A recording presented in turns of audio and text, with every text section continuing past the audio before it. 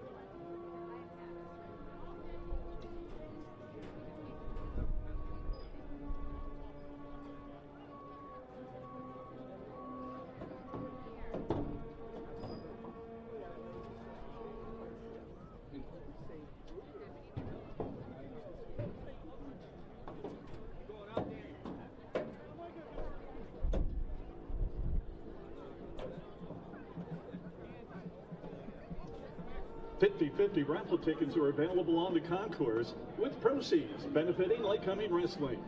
Game day information for today's game is available online at lycomingathletics.com/game days.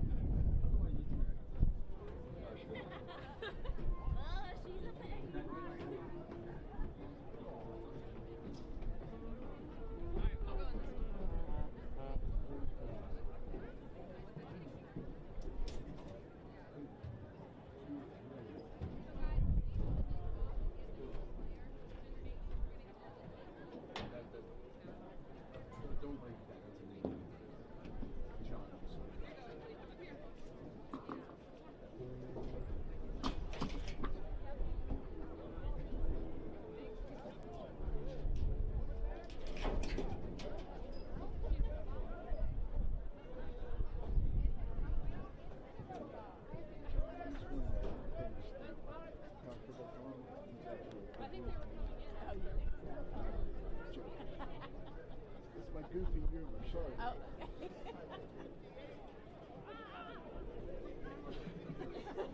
You'll never know. Mom, do you want us up there or where? I really don't care about that.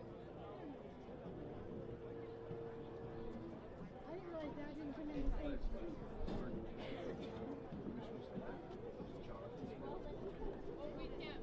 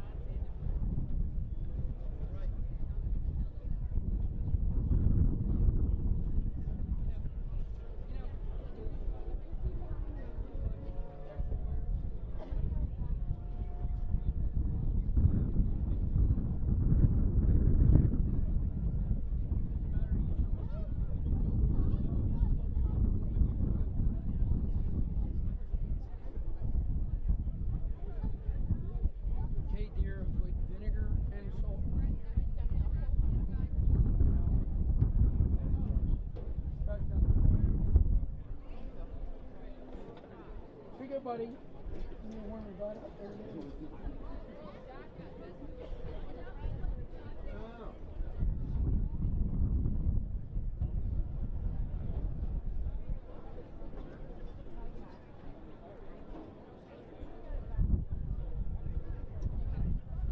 The Landmark Conference and Lycoming College welcome you to today's contest.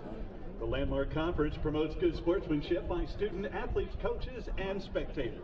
We encourage your cooperation by supporting the participants and officials in a positive manner. Profanity, racial, or sexist comments or other intimidating actions directed at officials, student athletes, coaches, or team representatives will not be tolerated and are grounds for removal from the site of competition. Thank you for your cooperation.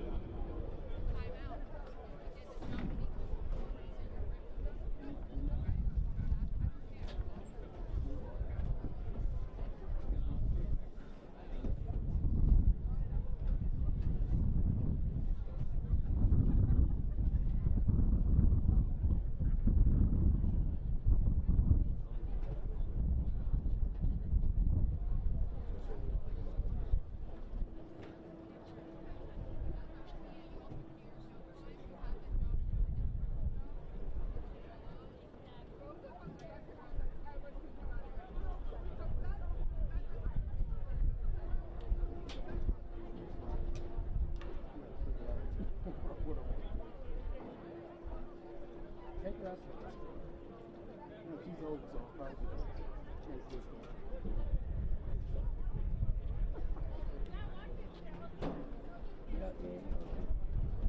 I got that seat. I got that thing. Yeah. That's open.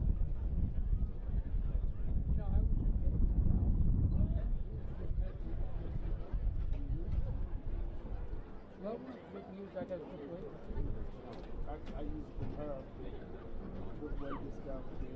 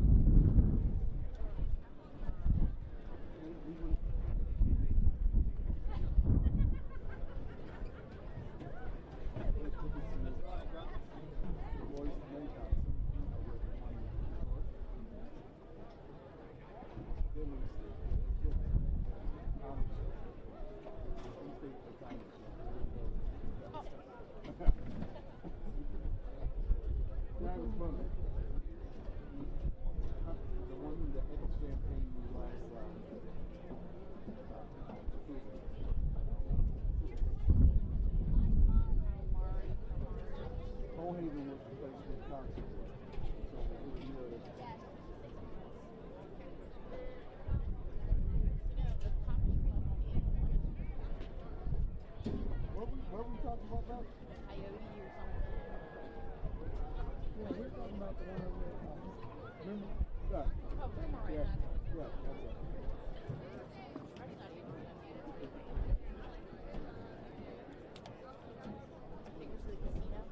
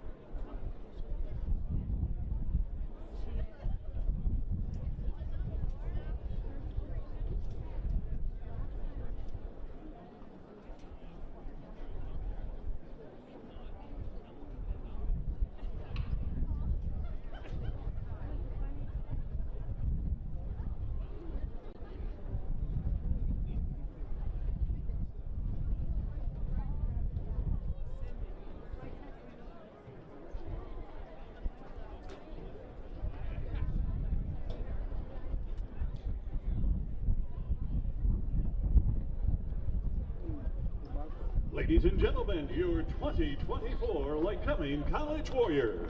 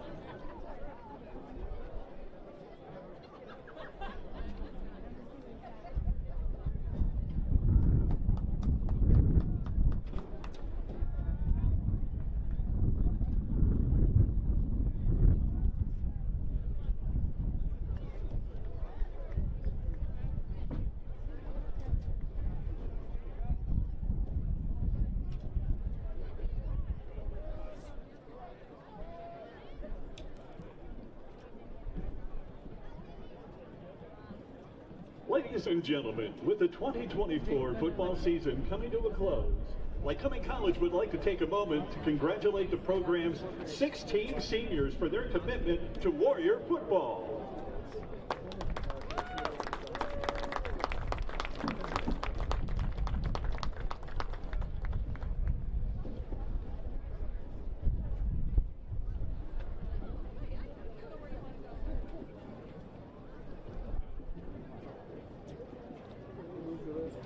First, a team manager from Lock Haven, Tyler Seigan.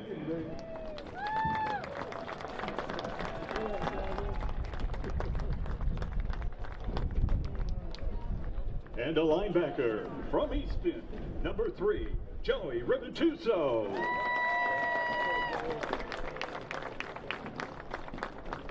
A quarterback from Strasburg, number 6, Will Fish.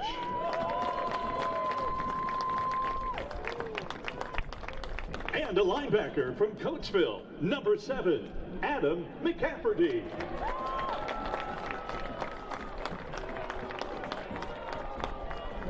A linebacker from Windsor Mill, Maryland, number 15, Jeremiah Cooper.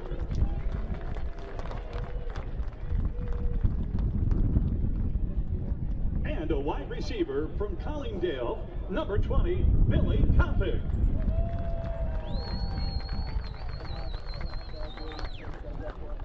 A defensive back from Upper Chichester, number 23, Nick Lamy.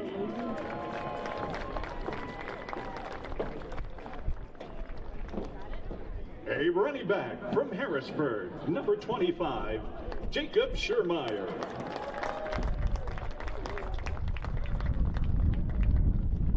And a wide receiver from Weetag, Connecticut, number 31, Nick Klein. A defensive lineman from Lock Haven, number 52, Jake Welch.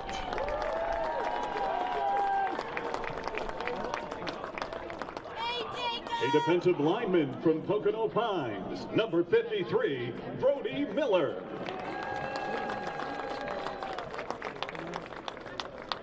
A defensive lineman from Moscow, number 58, Chris Krajewski.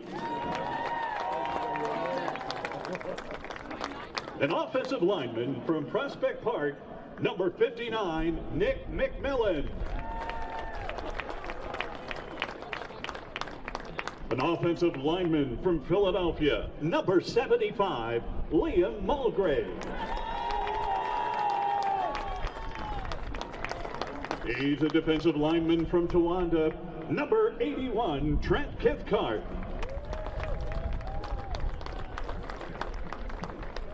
A defensive lineman from Montoursville, number 91, Zach Schmalhofer. Once again, ladies and gentlemen, please join us in congratulating our Warriors seniors.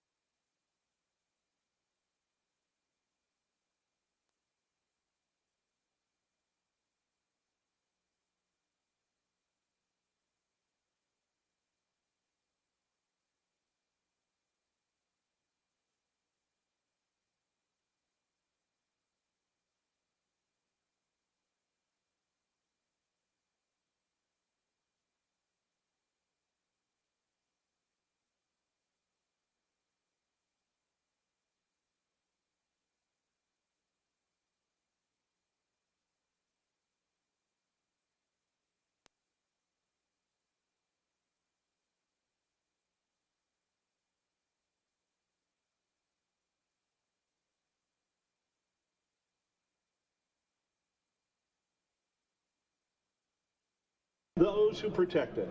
Let us rise for the playing of our national anthem, performed by the Lycoming College Pep Band under the direction of Associate Professor of Music, Dr. William Chabatari.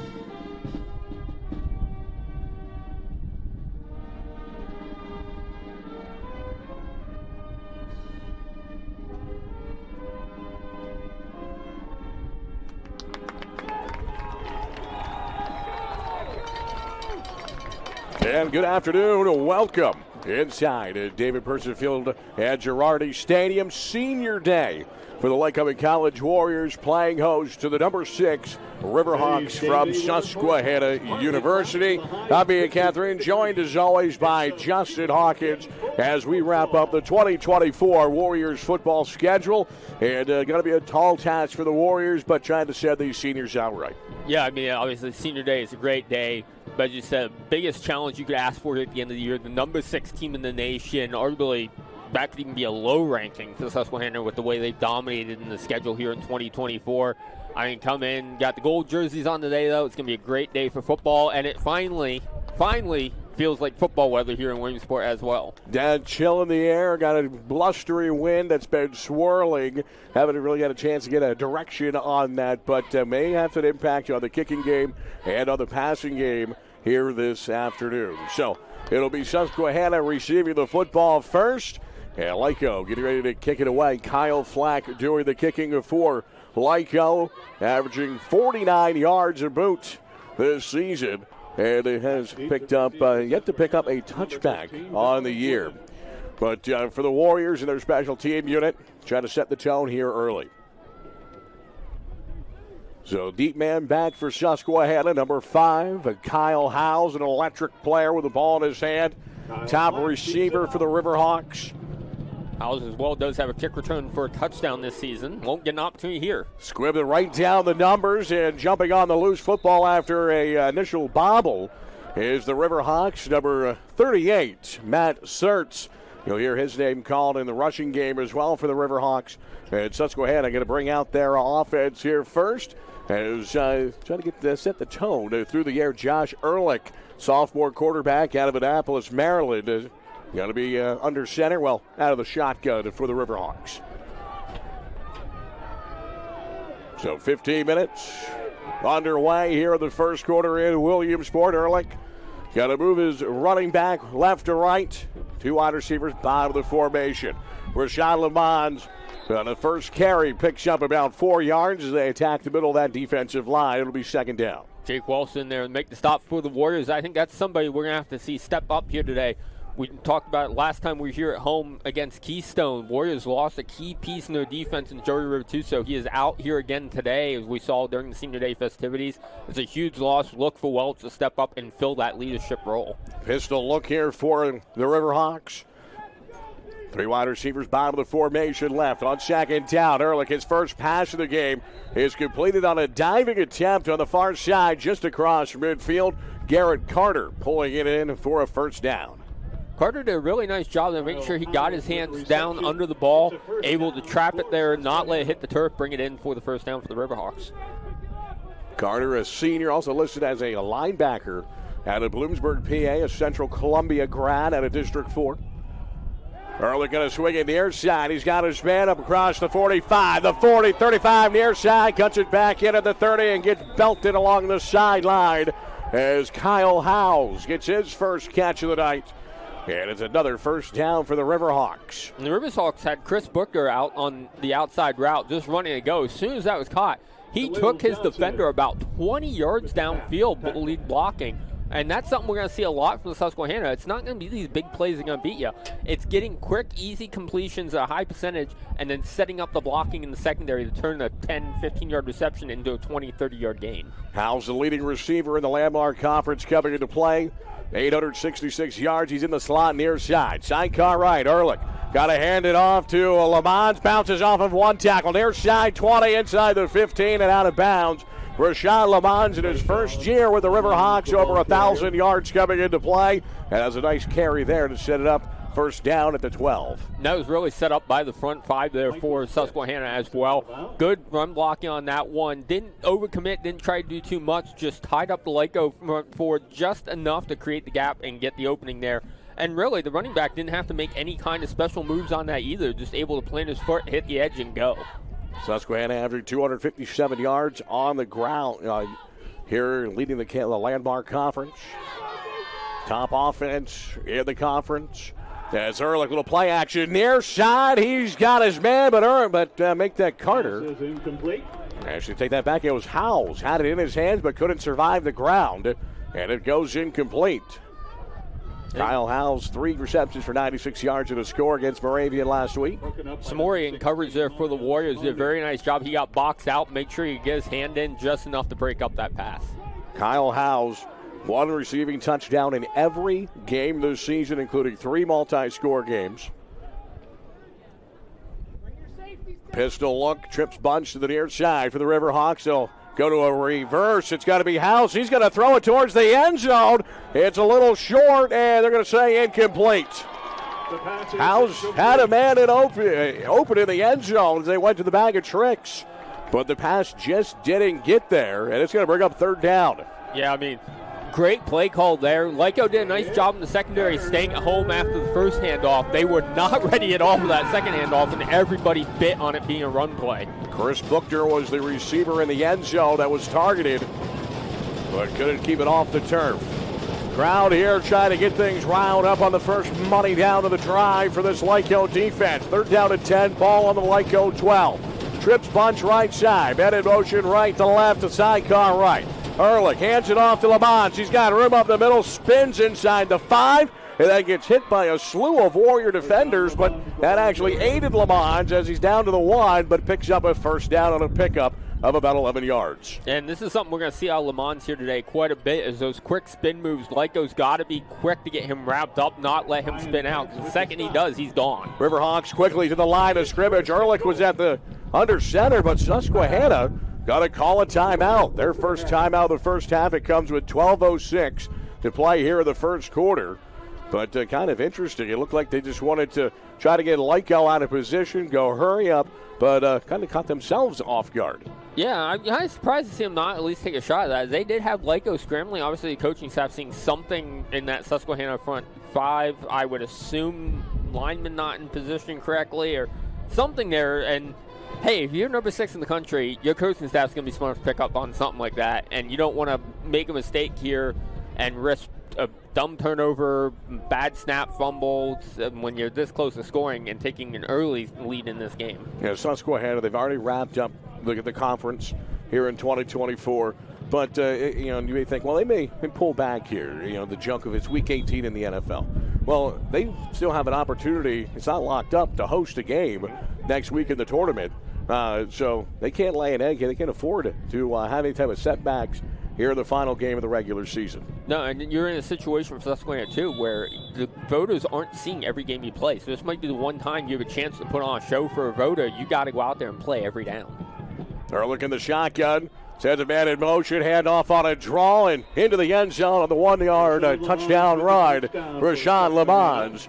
And it's a early 6-0 lead for the Riverhawks. Hunter Shimko, the right tackle there for Susquehanna, literally just grabbed half the Lyco defense on that and shoved his way into the end zone, created a massive hole to walk in on. 13th rushing touchdown of the season for Lamont. Yet having himself a great first year in college football, over 1,000 yards, as I mentioned. Now 13 rushing touchdowns. has the extra point, plenty of height, and it is good. At 12:02 to play here in the first quarter, Susquehanna leading 7-0 over Lyco. We're back with the ensuing kickoff.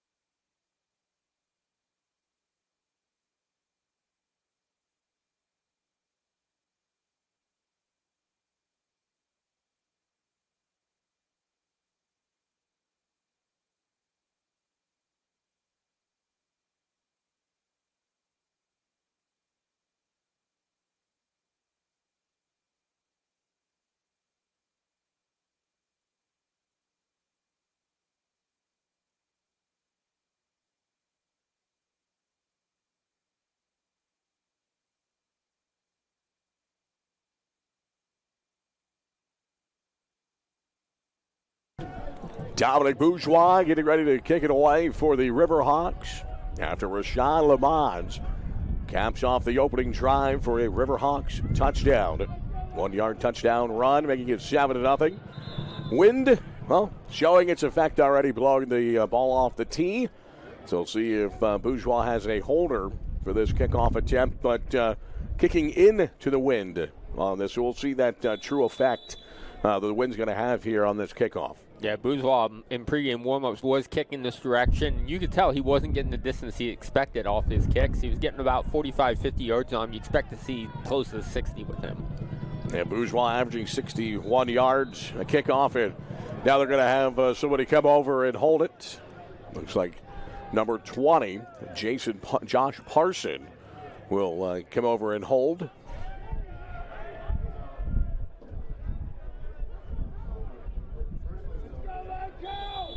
You always wonder, on kickoff coverages, it's all about staying in your lanes. When you got a holder, it almost opens up a lane, or makes one guy on the end a little more responsible for a little more space. See if Lyco, who can be dangerous on returns, takes advantage. They're going to kick away from where that gap is, fielded about the 11-yard line. Quickly across the 20 and a heavy hit around the 25-yard line. Jared Zimmerman on the return for Lyco. And the Warriors will bring out the offense. 1st and 10 starting from their own 25-yard line. Matt Sertz laying the lumber there for Susquehanna. And kind of unusual to see even on kick returns. We know everybody out there can hit. A sophomore running back making a hit like that, and might be done. Coach said, hey, maybe we look at moving this guy over to the defensive side of the ball if he's going to be laying hits in like that. Anybody who wants to stick their nose in there in special teams, that's where their jobs are earned. Yeah, especially at the NFL, as Terrence Oliver gets his first carry, and there's pressure in the backfield almost immediately. Oliver going to lose a yard on first down. It'll be 2nd down and 11 coming up. Jake Schulte is the first one there from the defensive line for Susquehanna. I mean, Susquehanna's entire front seven just exploded through the Lyco offensive line, almost like they weren't even there. Oliver closing in on 1,000 yards. Held at 53 yards in the loss to Moravian last week. Needs 41 yards to get to 1,000 yards. They go right back to Oliver. A little bit of positive yardage. Pickup of about 2 on 2nd down. Oliver, the ball carrier. Oliver trying to become the first 1,000-yard rusher in a single season for Lyco since 2015 when Blake Bowman was able to accomplish the feat. But as a sophomore, Oliver, he's climbing some of these leaderboards when it comes to rushing. All time here at Lyco. It's been a lot of fun to watch each of the last 2 seasons. But 3rd down and 9. Ball on the Lyco 26-yard line. Will Fish getting the start today. Fires far side. He's got his man and getting a first down. Billy Kopic, senior out of Archbishop Carroll, has his first catch. And the run after the catch got the first down. Yeah, and that's also going to trigger a milestone here, as we've been talking about, for the senior Will Fish.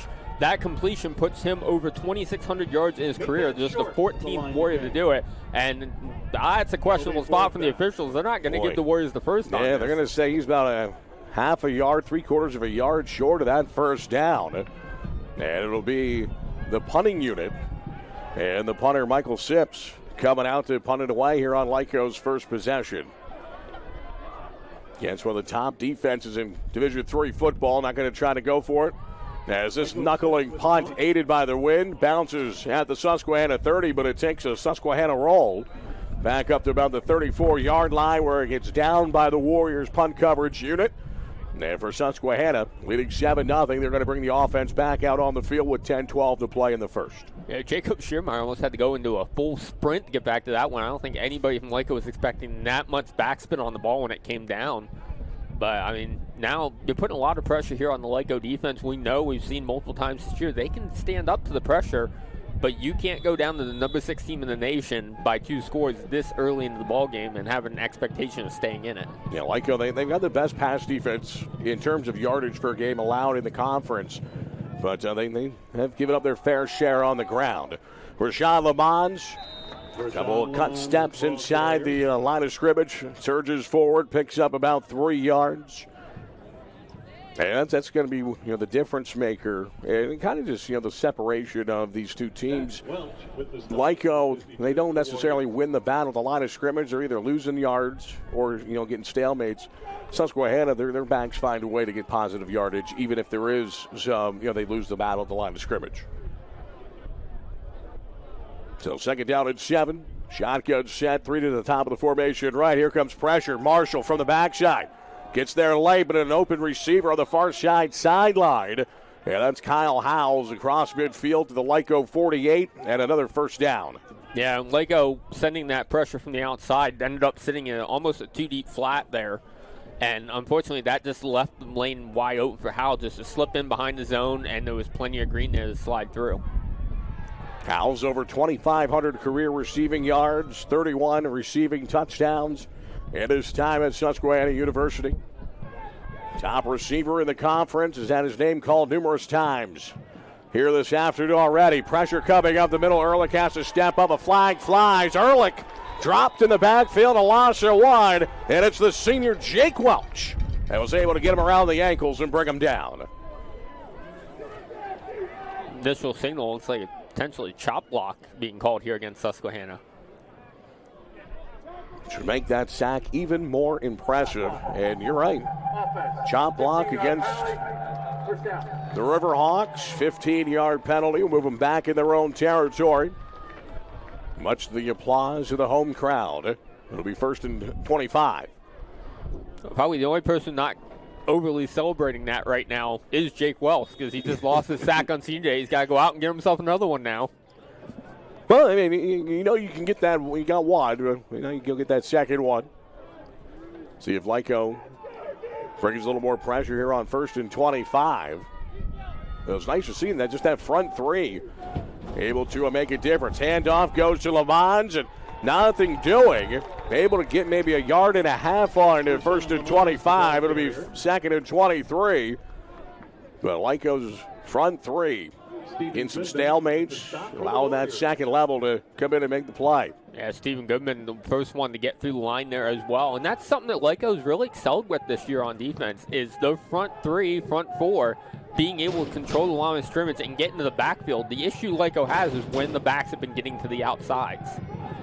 2 wide receivers stacked top of the formation right. Rashawn Lamont, sidecar right, of Ehrlich.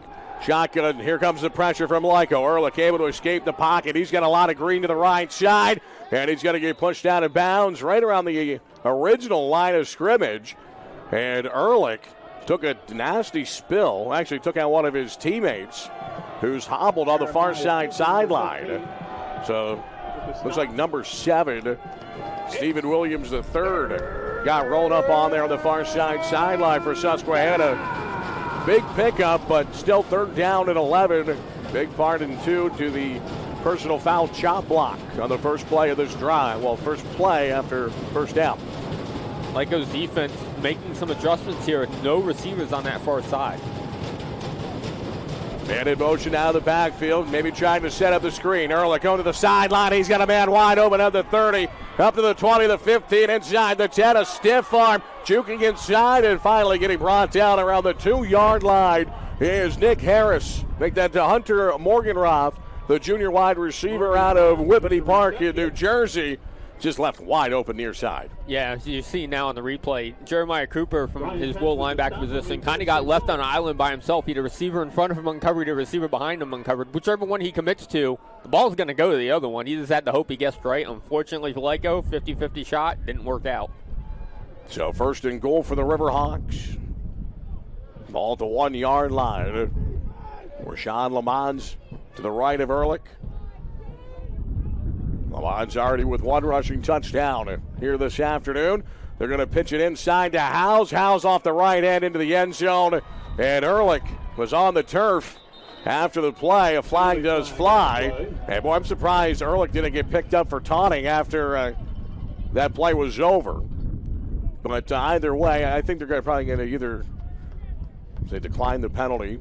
And Coach Clark right now giving it to one of the officials here near side. But at the same time, it was Trollinger, Matt Trollinger, number 33, who's going to be the guilty party on the play for Lyco. Touchdown is good. After the play, personal foul, necessary roughness.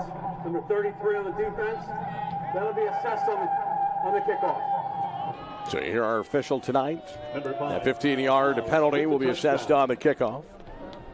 Trollinger with his first personal foul of the afternoon for Howes. I believe that goes as a catch, as a forward toss. So a touchdown reception. He's had a touchdown reception in all 10 games now for the Riverhawks. As the extra point is good. 6:22 to play. Here are the first. The Riverhawks leading 14-0 over the Lycoming College Warriors. Here are the home of Warrior football.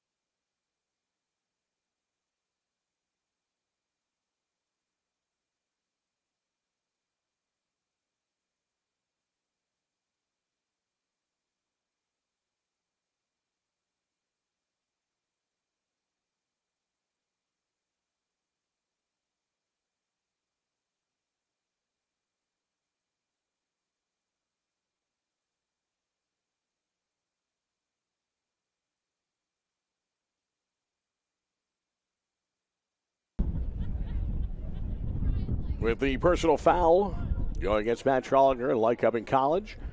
Kickoff going to be from the 50-yard line. So, again, the ball getting blown off the tee. I just want to point out, the wind died down until Susquehanna was kicking again. That is true. You can hear it coming through the auxiliary mics. That wind really whipping here at Williamsport this afternoon, but hasn't had an effect outside of knocking the ball off the tee on kickoffs.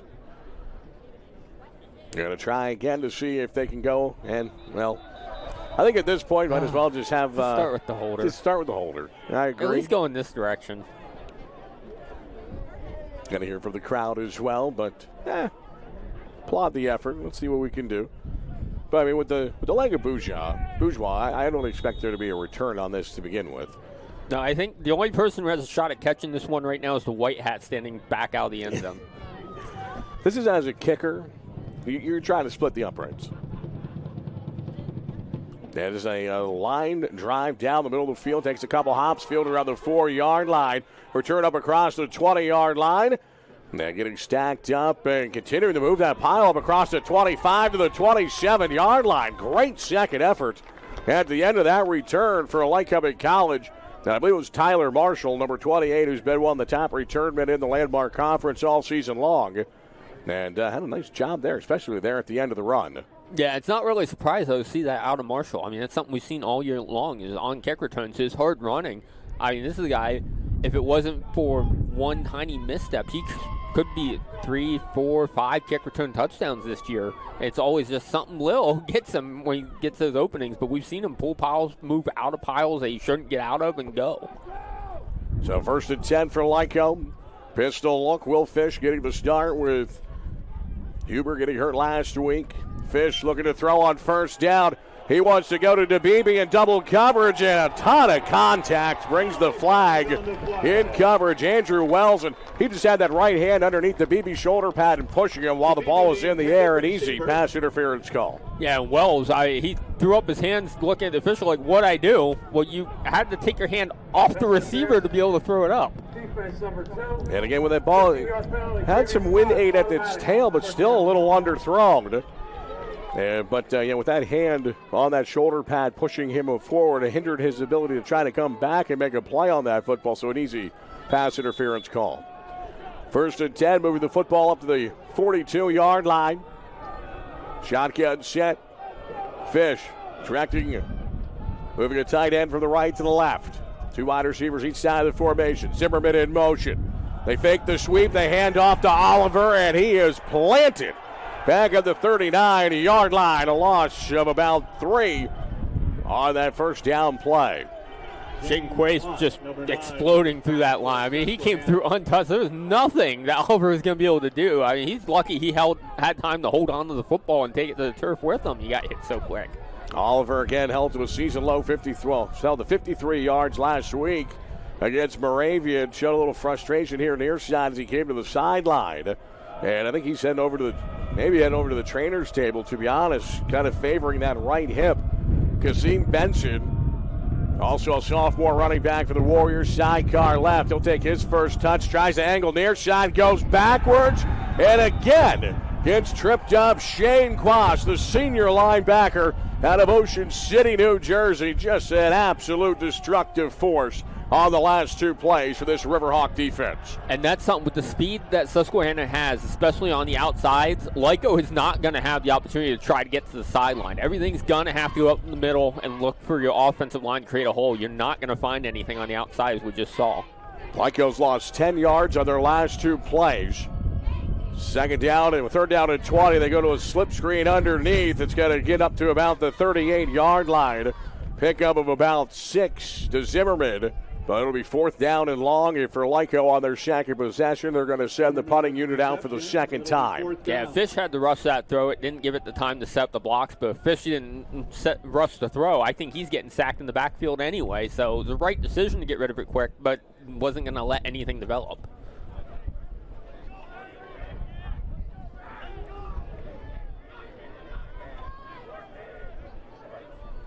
Snap a little wobbly, but got back. Sip, spiraling punt. Angled near side. It's going to take a Lyco bounce. Fielded inside the 15, and a heavy hit by the coverage unit for Lycoming College. Number 25 coming through with a strong play. Jacob Schiermeyer, the senior out of East Pennsboro, laying the heavy hit. Schiermeyer, it's senior day. Last chance to make a statement. Going to get it done. That's 2 special teams plays in a row for Schiermeyer that we saw him just go out and just blow somebody up on that, making sure nobody's going to forget his name. 4 minutes to play. Here in the first quarter, 14-0 in favor of Susquehanna. They've scored on their first 2 drives, but this is their worst starting field position, their own 15. Handoff, they try the middle, and not much doing there. Maybe a pickup of 1.5 yards on that play. Brings up 2nd down to carry there by Matt Sertz. And this is something I expect to see Susquehanna here sooner rather than later start getting away from those runs up the middle. It's, again, Lyco's front 3 doing a great job plugging the holes just with 3 men up there. And Lyco's not sending the pressure right now, and they can't because they're getting beat deep so much. Sertz in the backfield, sidecar right, trips bunch, right side. Now Sertz shifted to the left side of Ehrlich. They're going to hand it off to Sertz again, trying the right side, and again, falls forward, may have lost the football. Lyco says they have it. In fact, one of the Warriors does have the football, but they're going to say Sertz was down by contact before coughing it up. But it'll be 3rd down and looks to be about 6 for the Riverhawks. And watching the replay right there, Sertz was definitely down still with possession of the ball. It's the right call there by the officials. But again, Lyco's defense doing all they can here against the number 6 team in the nation, again in a tough 3rd down situation. Michael Sips out of the ball game for Lyco. Steven Goodman comes in here on this 3rd down and 6. Man in motion, left to right, Chris Buchter. Ehrlich Lets him get set. 2 wide receivers each side of the formation. Looking down the middle of the field, down near side. Swings it. He's got his man around the 25 up to about the 27-yard line. And it's good enough for a first down for Susquehanna. Sean Kane, the sophomore, able to pull it in for the Riverhawks. And this is where Lyco's going to get, I don't know which direction they would go with here. Zone's not working right now. Susquehanna's proven they can pick apart the Lyco zone all day long. But I think Lyco has a severe mismatch in speed if they go to man as well. So I don't know what the right decision is going to be here for Lyco's defense. 2 minutes left here in the first.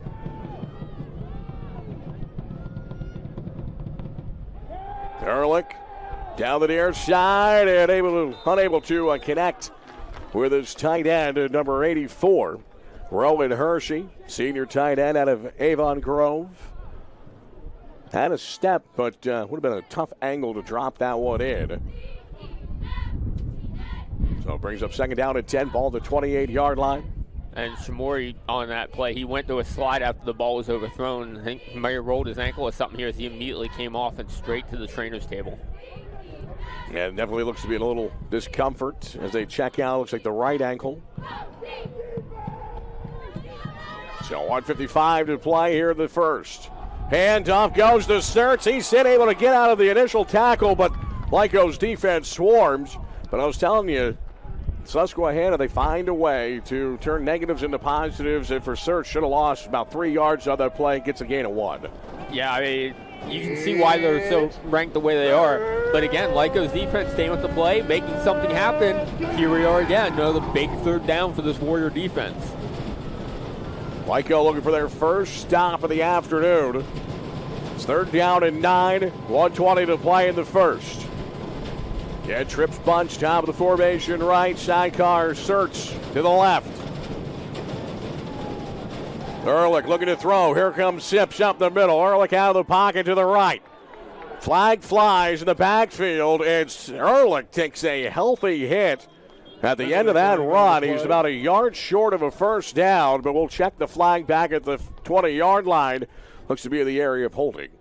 Yeah, before we get to the flag here, I got to give credit. I mean, that is a very smart quarterback there, knowing where the stick was, knowing he couldn't get to the slide in time, and just keeping himself, knowing he's got to take the hit to give his team a shot at the first. Holding. So it is a hold against Susquehanna. Playing as a quarterback, you know you're taking a hit. Well, he took a hit right into the third Warrior defender finishing off that play. Gave a nice strong hit, and really, if you're Ehrlich, you're kind of thinking, well, I took that shot for naught. Because not only did I not get those rushing yards, but we're going back 10 yards, and now I hurt. Under a minute to play here in the first quarter. Another third down and 19 at the 19. Ehrlich goes to the cadence, takes the snap, looking to the far side.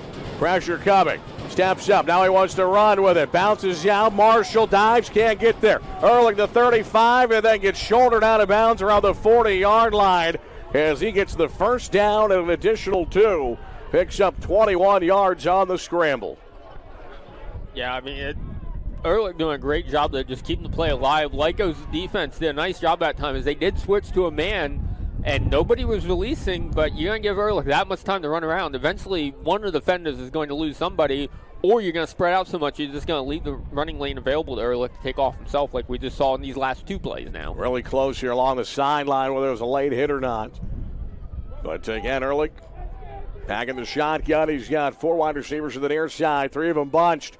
Tight end goes in motion as a lead blocker. Handoff to Sturts off the right edge. He's across midfield. He's going to be close, if not a pickup of 11. And a flag comes flying in from the far side sideline at the end of the run. And Ehrlich indicating it's against Lyco. What would be the final play of the first quarter, unless they add any time, which we'll see if that's the case. Waiting for the official announcement. Illegal low block. Defense number 10. 15-yard penalty. First down. So they announce a low block against the defense. And that'll be the end of the first quarter. So we'll step aside through one here in Williamsport this afternoon. Susquehanna leading Lyco 14-0 here on the home of the Warriors.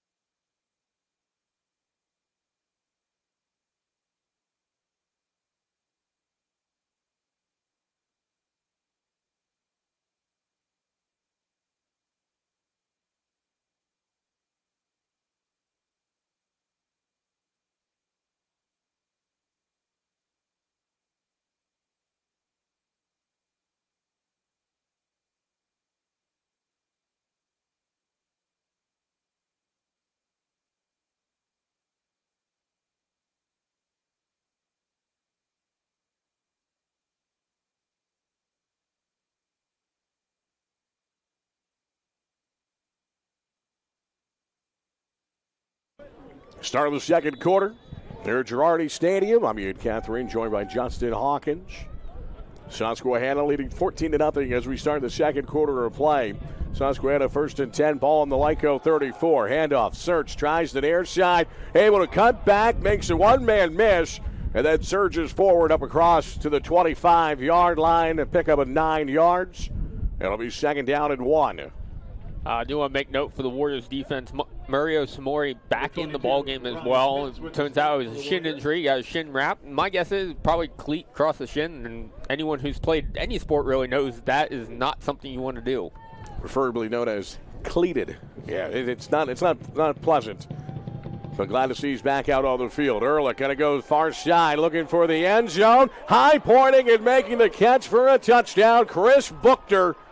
Yeah, that was a really, really nice adjustment made by the grad wide receiver out of Columbia, Maryland, to come back to that football, make the leaping catch, take the contact, and get into the end zone for the Riverhawk touchdown. Yeah, Shimoni in coverage there. Just never saw the football, had the play off the body of the receiver, and with it being an unthrown ball, he committed deep in the end zone, had to come back and try to get to it, and just didn't have the time to complete it. 25th passing touchdown of the season for Ehrlich. And for Buchter, his 7th receiving touchdown of the year. Earlier, they scored the Kyle House touchdown as a run, not a pass. But the extra point was good, but a penalty against Susquehanna on the try. So they're going to have to retry the kick after they move it back 5 yards. I mean, if you're going to take a penalty, that's the time to do it. Odds are, especially with the kicks we saw in warm-up, this is still an easy chip shot. Bourgeois this season has been solid on point after tries. And definitely has plenty of leg as he puts that one up, and no good. Missed it to the left. So the penalty does pay off as Susquehanna can't convert on the second PAT try. But they do lead at 20-0 with 14:20 to play in the second quarter. But you do want to mention Jay Huber, injured last week late in the game against Moravian, has been seen most of the time as a starting quarterback this season. Has played in all 9 games. And again, not expected to play here this afternoon. Is dressed just in case there's an injury to Will Fish. But again, even if there is, we were told that they may go to a third option before they go to Huber because of the injury. But just wanted to put that out there why Will Fish was getting the start here this afternoon. But did mention going over 2,600 passing yards for his career here at Lyco with that first completion to Billy Kopic. Kopic now closing in on 1,000 yards receiving in his career. So maybe another milestone reached by a Lyco player here this afternoon. Yeah, Kopic was 13 yards away from hitting 1,000 yards in a career coming into play here today. I think he had 7 on that completion. Terrence Oliver mentioning he's closing in on 1,000 yards, trying to be the first Lyco running back since 2015 to accomplish the feat. Yes, Kopic was officially created 8 yards in that reception, so he just needs 5 more to hit the milestone. Kickoff fielded about the 5-yard line. Going to be returned near side. Tyler Marshall able to get through one high tackle, but then gets brought down by a couple Riverhawks after crossing the 15. Looks like they'll spot him up around the 17-yard line. Yeah, that's where Lyco will make that the 18-yard line, where Lyco will take over 1st and 10. I mean, I think at this point, it was Lyco's offense is ready to come back out in the field. I think anyone who looks at this game realistically, we're not expecting Lyco to come out here and shock the world against the number 6 team in the country. But if Lyco wants to stay in this game and keep it competitive, this is the drive where the offense has to get going. Doesn't have to be a touchdown necessarily. You just got to find a way to get that 0 off the board, and you got to do it on this drive to keep yourself mentally in this game. Terrence Oliver, sidecar left out of the shotgun with Will Fish. Handoff goes to Oliver, showing a little bit of patience. Able to get up to about the 20-yard line. They'll give him forward progress to the 21 and pick up a 3 yards. But just a little more on Terrence Oliver coming in. Enters with 1,716 career rushing yards. It's 12th in the history of Warriors football, the rich tradition of Warriors football. But also, at the same time, trying to become the 5th Warrior rusher to score 10 rushing touchdowns in a single season. He has 9 coming into play today. So, again, just a sophomore. And he's had a great start to his career. As they're going to hand it off again, a gaping hole, and up close to a 1st down is the Warrior ball carrier. And I believe that's Ferguson, number 29, Spencer Ferguson, the sophomore out of Coatesville area.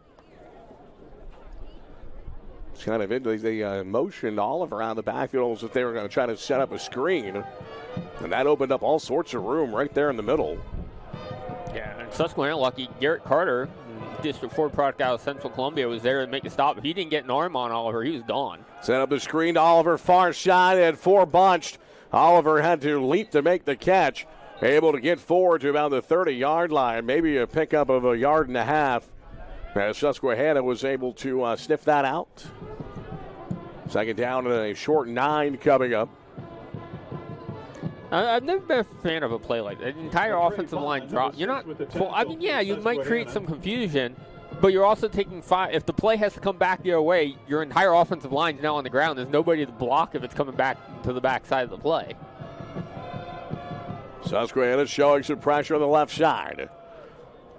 Timmerman in motion to the near side. Fish going to roll near side. Fires for DeBeebe. DeBeebe able to tiptoe on the sideline as he hauls it in across the 35-yard line up to about the 38. It should be another 1st down for the Warriors. And just the 4th completion of the game here now for Will Fish. He hasn't really had an opportunity to get the passing game going is all. But that's honestly, if we want like a run game to go right now, first you got to get the passing game going. So you got to find a way to open up these running lanes, and you're not going to out-muscle Susquehanna to do that. DeBeebe last week caught 2 passes, 88 yards and a touchdown in the loss to Moravian. Averaging 19.6 yards a catch. That's number 2 in the landmark. Handoff near side, and kind of a awkward split there by Oliver as he put his foot in the turf and still lost his footing trying to cut back, but Oliver picks up about 4 yards. It'll be 2nd down and 6. So now we're starting to see a little bit of a push by this offensive line for Lyco. 11.5 to play in the 2nd quarter. Down 20-0. Yeah, Lyco had a tough first half against Moravian, who's a good football club. Moravian, the Greyhounds, playing for a possibility to host a bowl game next week. Zimmerman on the sweep. He wants to throw it. He's going to send it down the far side sideline to DeBeebe. He pulls it in inside the 20-yard line. Jared Zimmerman had all the time in the world after taking the hands off, and he dropped a dime to the leading receiver for the Warriors. Wow. I mean, first off, what a job there by the Lyco offensive line, giving them that much time, because they were expecting Susquehanna to crash on the handoff, not expecting the pass to happen there. But then the BB just outran everybody in that coverage to get wide open, and what a job by Zimmerman, looking like the quarterback out there, dropping it on a dime. That throw was into the wind as well. Trips to the near side, 1st and 10 on the 60. Swing pass to Zimmerman, and he gets belted. Incomplete pass, and now Jared Zimmerman is going to be tended to, as well as the individual who laid the hit, Stephen Williams III. The senior defensive back out of Baltimore, Maryland. And both players shaken up at the moment. They're going to be tended to by their respective training staffs. And we'll take a timeout as well here on the home of the Warriors on Flow Sports.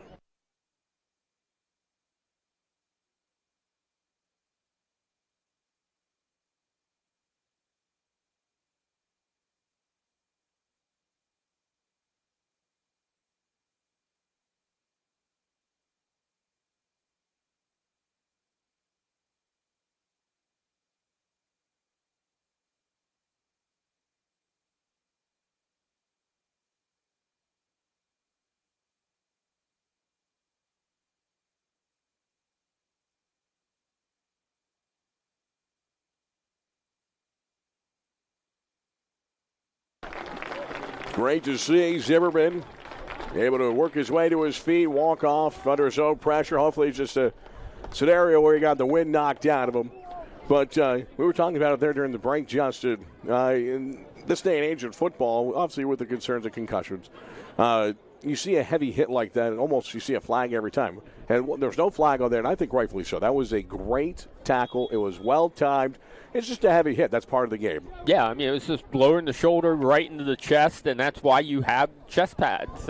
It's designed to be able to take those hits, and, I mean, that's the kind of football you want to see. It's clean, it's safe, but it's hard-hitting. Both players able to walk off under their own power. They're going to take the play off. But it'll be second down and 10. Ball on the Susquehanna 16. Lyco looking for their first score, down 20. Fish near side. He's got his man right at the 20-yard line. It's Kopic. A little bit of a dance. Out of bounds. Forward progress to the 9. A pickup of 5 yards. Make that 7 yards. And for Kopic, should take him over 1,000 yards receiving here as a Warrior.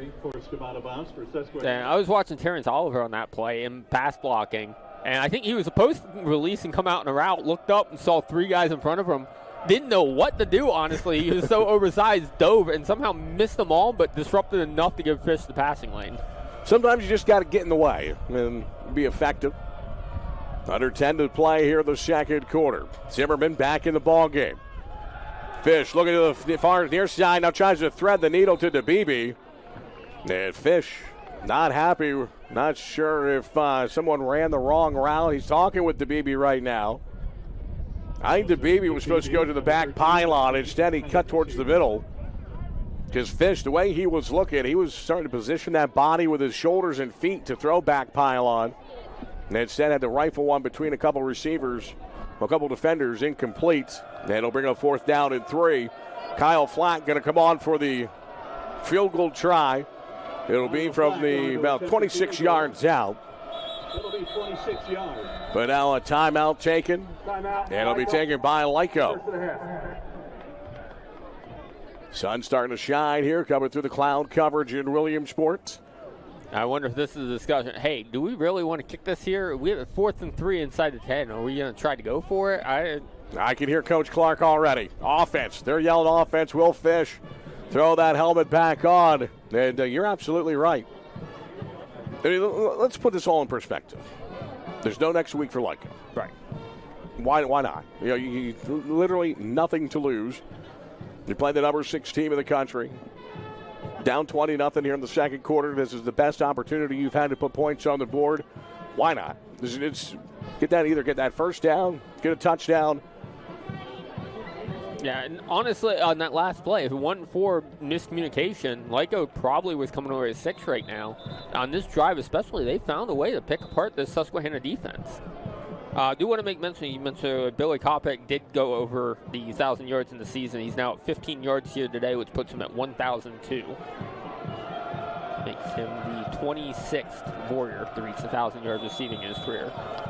2 wide receivers each side for the Warriors. 4th and 3, ball on the Susquehanna 9. Ferguson, sidecar right. Zimmerman in motion, left to right. Fish looking near side, going towards the pylon. DeBeebe hauls it in, but he says out of bounds. It looked like he got the left foot down in the blue turf. But the official right there on the sideline says out of bounds, incomplete, and a turnover on downs. That was close. I will say the official has a better view than us right there on the line, but from up here, that looked like that was a touchdown. If it wasn't a touchdown, that looked awfully close to pass interference as well, as there was some early contact on that. So we'll see if we can get a replay on that here before Susquehanna snaps. So replay, it confirms the call on the field. Barely out. Barely. But you could see the white between the feet there. So, a good call by the official. So 1st and 10, ball on the 9-yard line. A little cutback by Rashawn Lamont. And he's able to get up to about the 15-yard line. Pick up a 6 yards by Rashawn Lamont. Lamont, again, really not finding much. The first time he touches the ball, he's having to make that first move, and that's what's generating the openings in the Warrior defense when he's switching direction.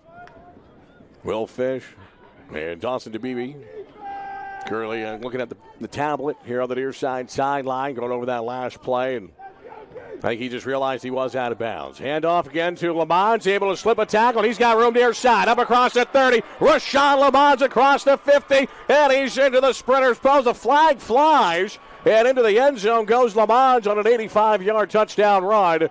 But there is a flag up at the 26-yard line. Penalty flag on the field. So we'll see when it's... I'm going to say the flag's not in the right spot. On the play. Oh.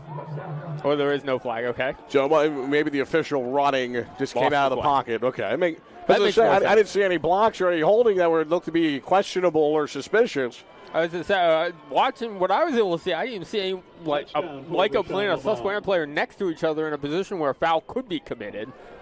For Lamont, that 85-yarder, not as long as he has the longest rush in the conference of 96 yards. Kind of interesting. Teammate Matt Sertz, he's got a 95-yarder. But again, another long run for Rashawn Lamont this season. And he picks up his second rushing touchdown of the afternoon, his 14th of the season. And that extra point would have been good from midfield. 27-0 in favor of Susquehanna. 8:59 to play here in the second quarter. We're back with the kickoff on the home of the Warriors.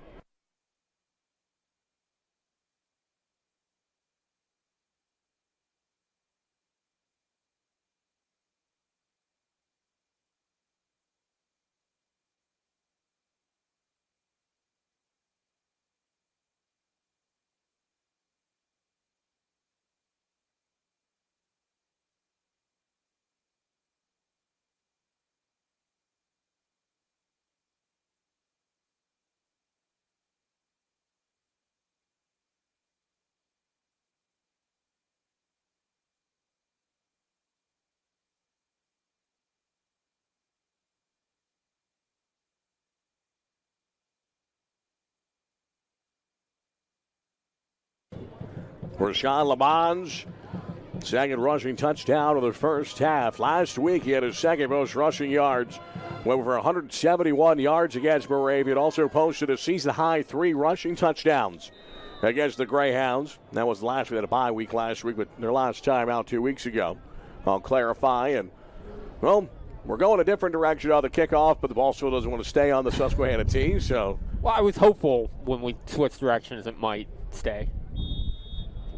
So they reset the tee, reset the kickoff. As a kicker, now the worst fear you have is right as you start to swing the leg. Well, this time it falls off again. But again, the only kicking in football I ever did was in high school. And again, I was a toe poker. I was straight on. But anyway, having that thing start to drift off the tee as you're approaching is one of the worst feelings. So, at this point, I would just start with the holder. But so the kickoff, high end overhead kick, going to be fielded at the 5-yard line. Looks like it's Tyler Marshall following a blocker, able to cut it up through the hashes, falls forward up around the 30-yard line. Pick up of about 25, 26 on the return for Tyler Marshall, and there's a flag back at the 30-yard line. I'm going to say probably in the spot of offsides on the kickoff. To be fair, I mean, you should never be offsides on a kickoff. But from where that flag is to where the ball was, the holder is in the way. So the guys on that side of the field might not be able to see exactly when the ball's kicked. Number 25. So number 25 of the kicking team was offsides Got to add 5 yards to the end of that return by Tyler Marshall. Marshall, again, with another nice return, something we've seen consistently. He's setting Lyco up in good field position. Very rarely when Marshall gets the opportunity to return it is he going to trap you deep in your own territory. I mean, he's been doing it all season long. One of the top return men in the conference. And, again, we saw that since week 1 when Lyco opened up the season to win with Widener. Ended up being, I believe it was the Landmark Conference Special Teams Player of the Week. Didn't score a touchdown on special teams. Had a pick 6 in that ball game. Will Fish looking to go to the air. Near side, it's intercepted. Threw it into coverage, and it's picked off going the other way up across the 30 up to the 25-yard line. The interceptor, Josh Parson, the grad out of Bear, Delaware. And he was just waiting right there, and basically Fish threw it right to his chest. Josh Parson with the interception. So can we start talking about guys that had touchdowns in earlier games instead of interceptions? Maybe say that, and then touchdown happens instead. Apparently. Because, I mean, that one almost talked into fruition there. But for Fish, I mean, he had a nice drive, that last drive, getting the Lyco down the field. Unfortunately, a turnover on downs inside the 10 and no points on the board. But right there, that easily his worst decision of the day so far. Again, about 4 white shirts and about 1 gold shirt. And those numbers didn't pay off. 8:43 to play. Ehrlich pressured. Got hit once, now twice. Able to keep it alive. Fires along the sideline. Incomplete. Tried to go to Chris Buchter. But good pressure. Not allowing Ehrlich to set the feet. And it's incomplete. Second down coming up. Ehrlich, again, showing off just his football IQ of not panicking and trying to cut upfield, knowing he could keep going to the sideline. He's not going to get hit right where he's at right now and try to see if something downfield will develop. Second down and 10, 8:38 to play here in the second quarter. On the 25-yard line, 2 wide receivers top of the formation, left side, Carr rights, Lamons. Ehrlich looking to the near side. He's going towards the end zone, and it's going to be out of bounds. Closest player to that football was Lyco's Chris Character. And it does just go out of the back of the end zone, incomplete, third down. Yeah, you saw Character. I mean, he had a shot at picking that off in the end zone, but he was so confused of why the ball was coming his way. He see him keep looking around, looking for the receiver he didn't identify yet, and that slowed him up enough that he didn't have a play on the football when it came down. And it looked like it landed out of bounds, but it definitely may have been a toe tap situation to make the interception. Kind of some frustration in that body language after it landed incomplete. Trips bunch left, sidecar left as Lamons went in motion. Ehrlich looking to the left, going to swing it out to Lamons. Makes the catch behind the line of scrimmage. Quickly up across the 25 to 20. Angles towards the middle of the field and brought down around the 15-yard line. And should have a first down. There's a hobbled Warrior trying to make his way off the field. Now is just going to go down. Mason Hoppus, the sophomore linebacker for Lyco out of Hughesville. And he'll be 10-2. 8:15 to play here in the second quarter. We'll step aside here on the home of the Warriors on Flow Sports.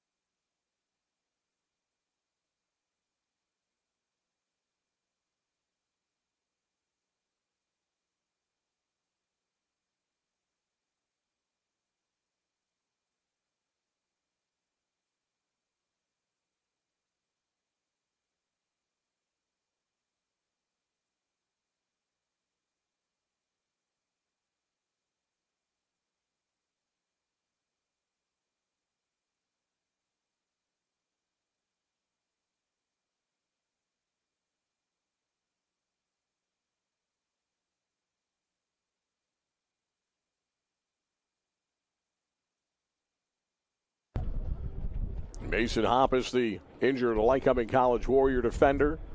A little bit of assistance as he walks his way over to the near side sideline. Looks to be a lower body injury on the left side.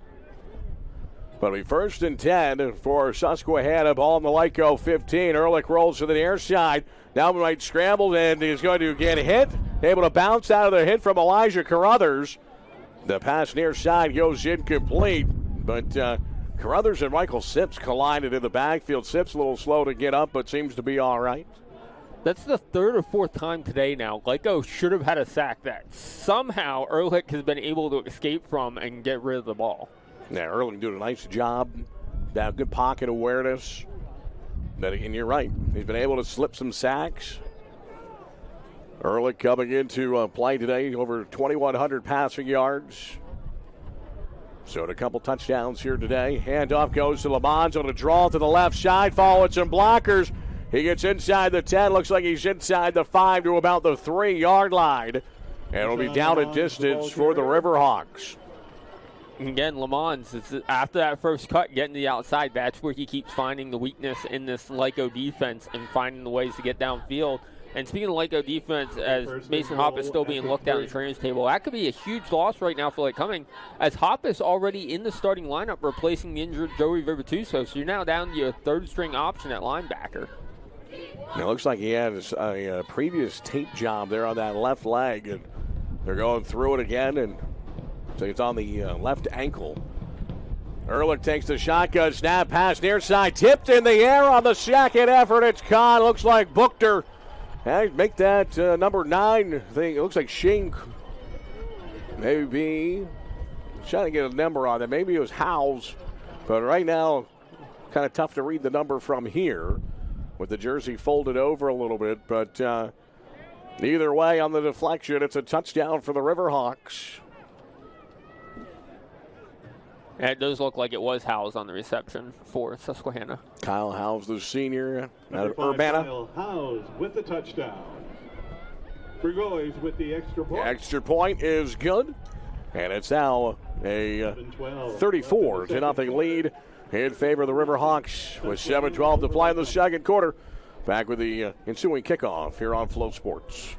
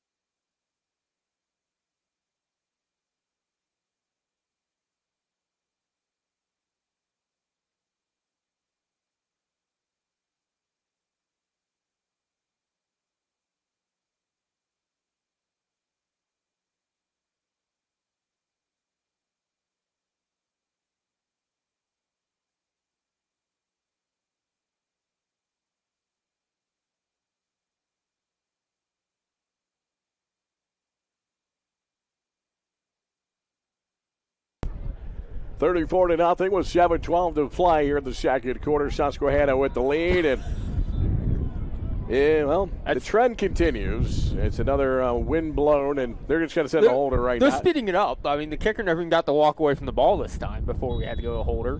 I honestly think they had the holder ready. They just didn't get a chance to get the holder to the ball before it fell off the tee this time. But a little comic relief there on that wind-aided topple.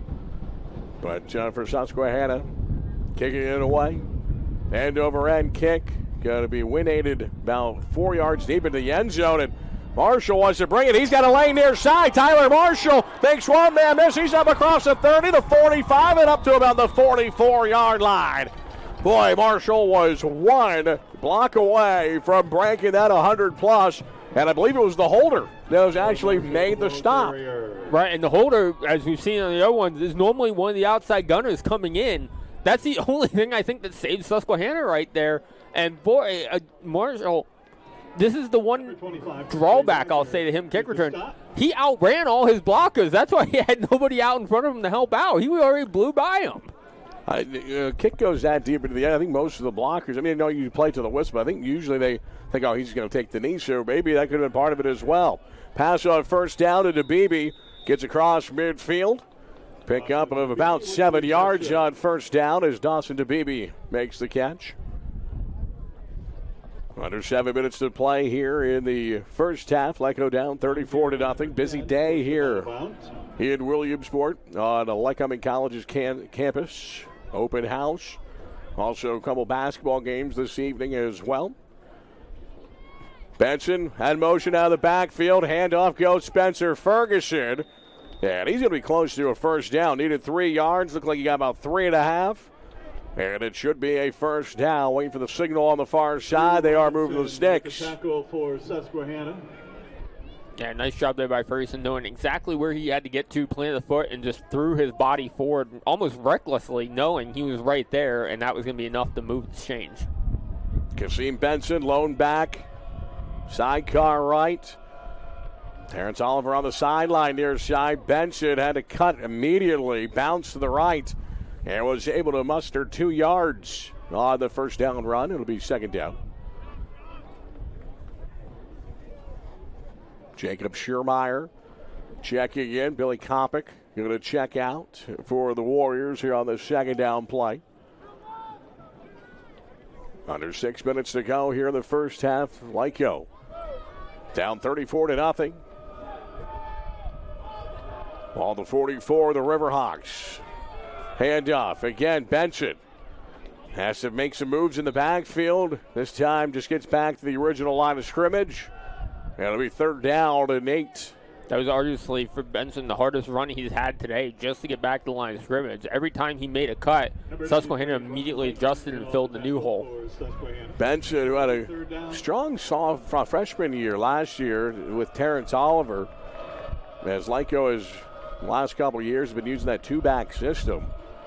This year hasn't really been able to get it going. Only 200 yards coming into play, no rushing touchdowns. His only touchdown of the year was a 80-plus yard kickoff return for a touchdown. Third down and 8. Fish pressure gets leveled as he completes the pass. And it looks like it's Schiermeyer about the 40-yard line. And well short of the first down. It'll be fourth down and about 4 for the Warriors at the Susquehanna 40. And Lyco down 34. Got to keep the offense on the field. So there was some discussion here on the sideline, and Coach Steve Weiser immediately signaling, hey, I know I'm the defensive coach. Go. We got to get points. Keep going. Lyco may want to discuss this one. Play clock already under 7 seconds. So Lyco with 2 timeouts left here in the first half. They're going to elect to take the second of 3. We'll take a timeout as well. Back with 4th and 4 on the home of the Warriors.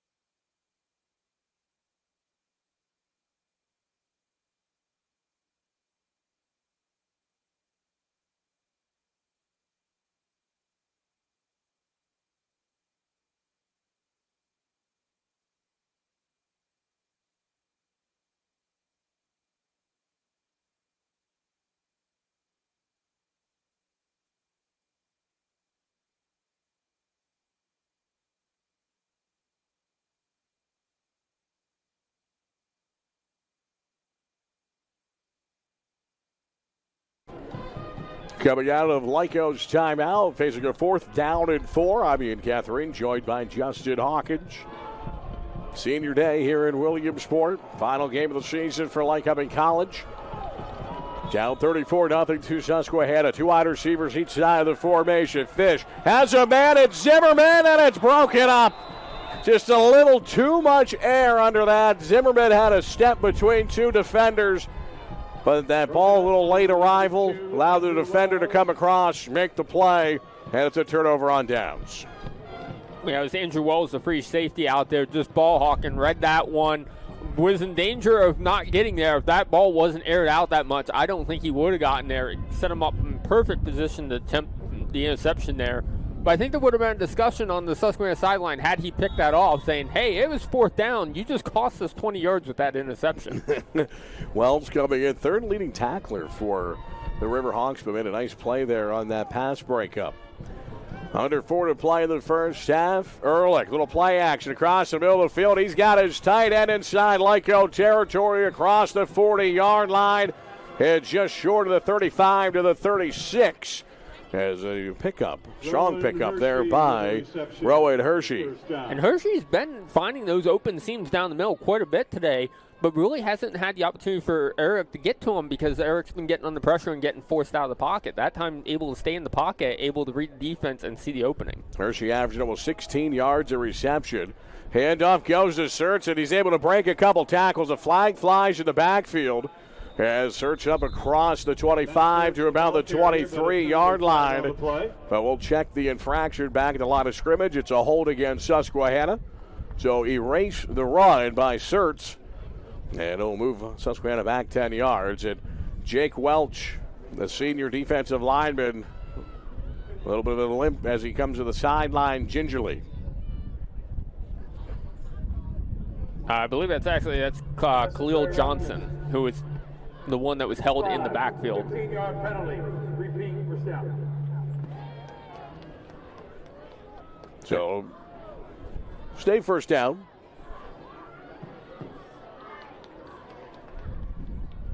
We'll keep an eye on the injured Warriors still here on the sideline. See if he comes back in the ball game. 3:20 to play. That penalty going to move Susquehanna back into their own territory at the 49-yard line. Shotgun set, Search sidecar right. Ehrlich takes the low shotgun snap, pressure immediately. Throw near side, sideline, incomplete. Ehrlich just getting rid of it, and looked like there was a hold. And in fact, Matt Trollinger had his jersey ripped off his shoulder. But no flag on the field, so it'll stay second down at 25. Lyco did a nice job there sending the pressure, had 6 breakthrough on that one, but the Lyco secondary as well doing a great job. Everybody staying within a step of the man downfield, not letting anything open up. Clock stops on the incompletion, 3:02 to play in the half. And in motion, Buchter. Couple touchdown receptions this afternoon. Play action at Search. They drop it off to Hershey across midfield. Cross Lyco's 45. They'll give him forward progress to the 43. Pickup of 8 yards on third down and 25. Freshman Braden Baum doing a nice job there, coming up from behind the play, chasing it down, able to make the tackle as he's the one that steps in for Johnson, who's still on the sideline tending to his injury. So second down and 25. It's now third down and 17 after that pickup. Yeah, and Susquehanna, I think they were a little surprised at how many third and longs they've actually ended up in against this Lyco defense. And there's been plenty of them. They've been, give credit to Susquehanna. They've been able to convert. They've been able to prolong these drives. Ehrlich going to swing one out. He's got his man to the flat far side, trying to get to the sideline, but it looks like Tyler Marshall making the tackle on the sideline at the 40-yard line. Latrey Bond, or Kyle Howes, excuse me, making the catch. Just couldn't get to the first down marker because of the good tackle. Timeout going to be taken on the field. I believe it was by Lyco. Their third and final comes with 2 minutes. Oh, actually the 2-minute timeout, excuse me. As soon as I looked at the play clock and the game clock and saw what it was, I knew exactly what timeout it was. We're back after this timeout here on the home of the Warriors.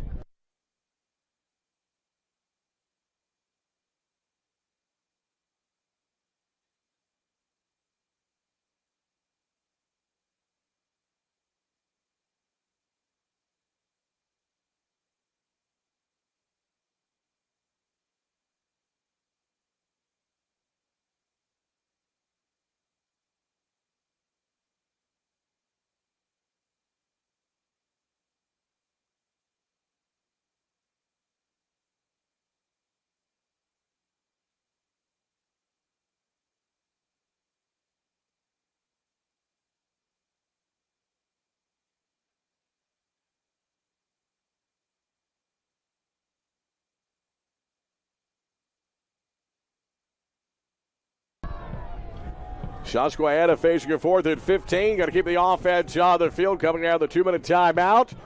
Now Lyco comes across on the hard count. Flag on the play. It's going to make it 4th down and 10. Should it be against the Warriors? And Susquehanna at this point, obviously, minds made up. 56, 5-yard I don't think they were looking to draw necessarily. Lyco offsides, disabled to do so. Yeah, I think that was a hard count designed to get Lyco to move and show if it was a blitz or not immediately come across on him. So 4th down and 10. Ball down the 41-yard line. And again, Ehrlich trying to go with that hard count again. And now this time might have been an opportunity to see if they could get Lyco to jump again. Ehrlich making a couple of adjustments there at the line of scrimmage. Marshall looks like he's coming from the secondary. Ehrlich looking to throw. Far side, Hash able to get Hershey. Hershey steps through one tackle, spins through the next two. Inside the 10-yard line, down to the 9-yard line. First down, big pickup on 4th and 10. And Rowan Hershey having himself a drive here for the Riverhawks, who are trying to really put the final nail in this one here at the end of the first half, already leading 34-0. And they got another down and distance situation. I mean, I get looking at this objectively. Sometimes this looks like running up the score. The thing to keep in mind if you're Lyco, Susquehanna has to keep driving right now. They're fighting for a home playoff game right now, and they have to put it in the minds of voters that they can just dominate anybody on this field. Susquehanna with the reverse. They try the near side and able to get inside the 5. On that carry was Howes. So we've, again, good teams put the ball in the hands of their playmakers. Kyle Howes has made a career of that here with the Riverhawks. We've seen him run the football. We've seen him catch the football today. We've seen him return kicks. So, again, just trying to get the ball into his hands. Howes coming into play today, 12 receiving touchdowns. Also has 2 rushing touchdowns. So 14 total touchdowns, and actually a kick return for a touchdown as well.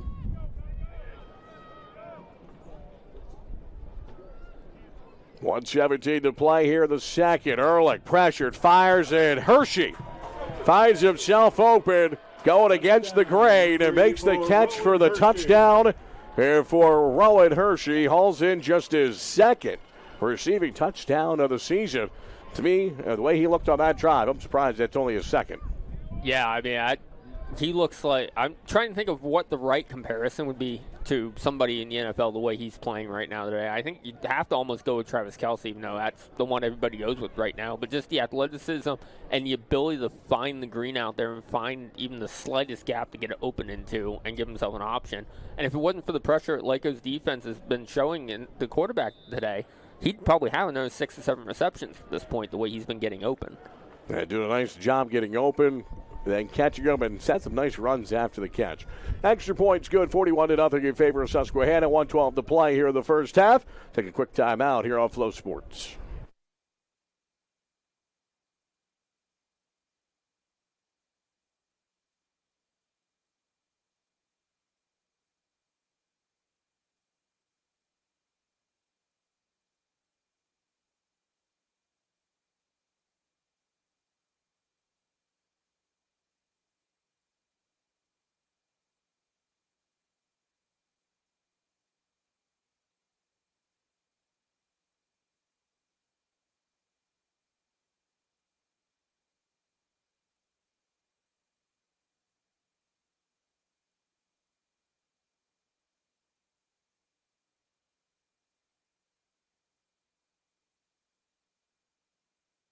Yep. 1:12 to play here in the second quarter. Beautiful day here at Williamsport on the chilly side, but it's been all Susquehanna, leading 41-0 over the Lycoming College Warriors. They're going to like to go without a holder, and it stays on the tee. Kicked away left to right. Fielded about the 4-yard line. Again, Tyler Marshall able to slip a tackle, spins through another to 25, up across the 30-yard line to about the 31. They'll give him forward progress to the 32. Another strong return by Tyler Marshall. And the Warriors taking over with 65 seconds left here in the half. Trying to get some points on the board before the break. I'm going to make a bold prediction. Oh, boy. Marshall's going to return one today. That's 3 in a row. He was a step away from breaking. He is going to end up in the end zone today. It's bold. I mean, Kasim Benson has the only kickoff return for a touchdown. I believe that was, almost 6-7 years in the making. There's a handoff near side. It's going to be Terrence Oliver, who's been quiet here this afternoon. Able to pick up about 2, maybe 3 yards. It'll be second down for the Warriors. Yeah. And Mike gets just looking to just run off this final 60 seconds. Oliver's a back that we know. He has the moves, he has speed, but he needs that first hold to be set up for him by the offensive line. And so far here in the first half, Lyco's offense is not able to set up that hole to give him that initial start. 35 seconds left. Handoff goes to Oliver. Followed his blocks through the hole, closed up quickly just to pick up a 3 yards. And that looks like it's probably going to be the final play of the first half. 20 seconds left. Fish looking over the sideline for a play. Doesn't look like one's, well, maybe one coming in here. 10 seconds left. Number 8, Garrett Carter. Warriors huddling up, but just from a time stance, this one's going to go to halftime. So the horn sounds. We've played one half here at Williamsport. Susquehanna leading Lycoming 41-0. The number 6 team in the nation, showing why here on the senior day for Lyco in the final game of the season for the Warriors. We're back. Has a halftime report. All that coming up here on the home of the Warriors on Flow Sports.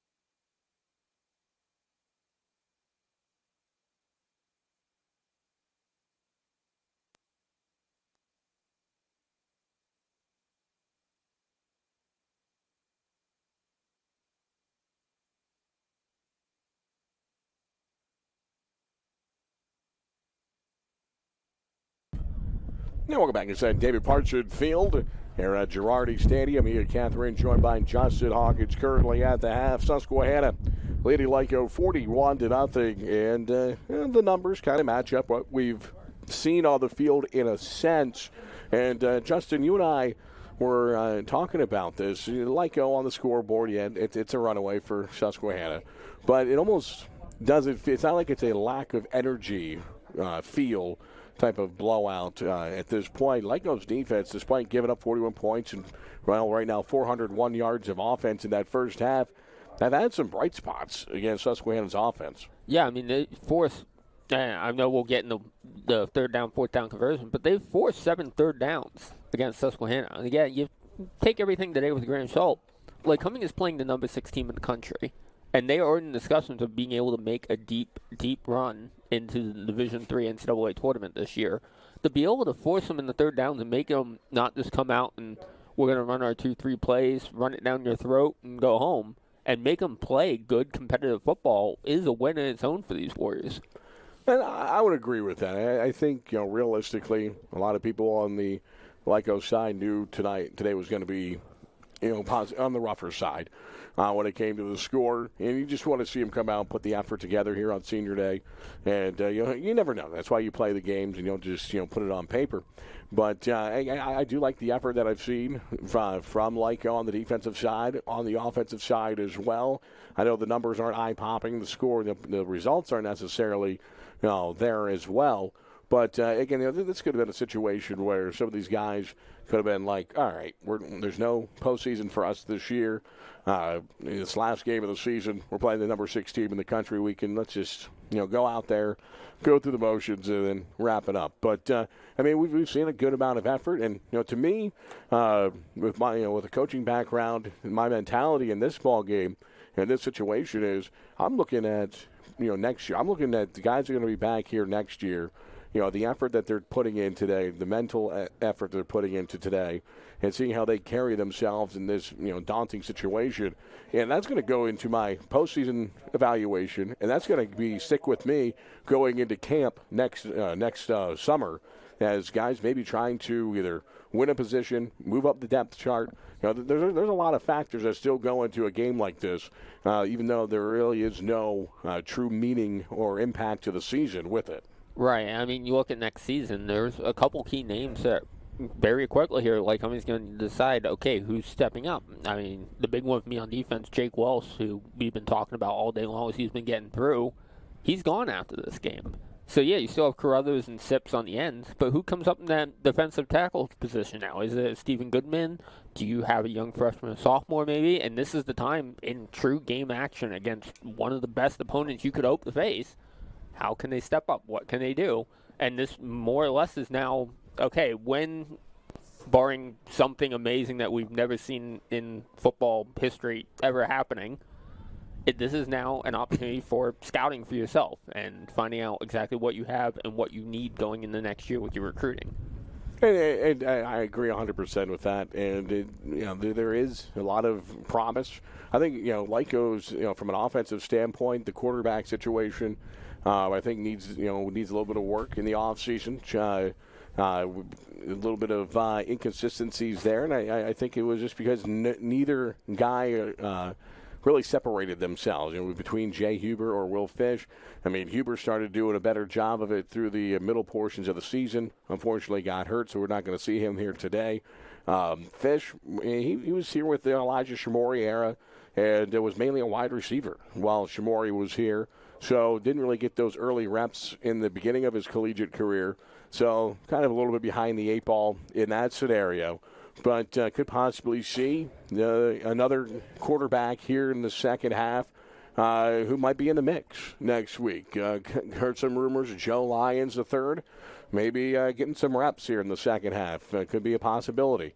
But we'll see what Coach Clark wants to do here. But when you look at the running back situation, I think Lyco's in a great position with Terrence Oliver, who's could be one of the best running backs in the history of this program. Craig Needhammer's up there, Blake Bowman's up there. Some big names in this in the history of this program when it comes to running backs.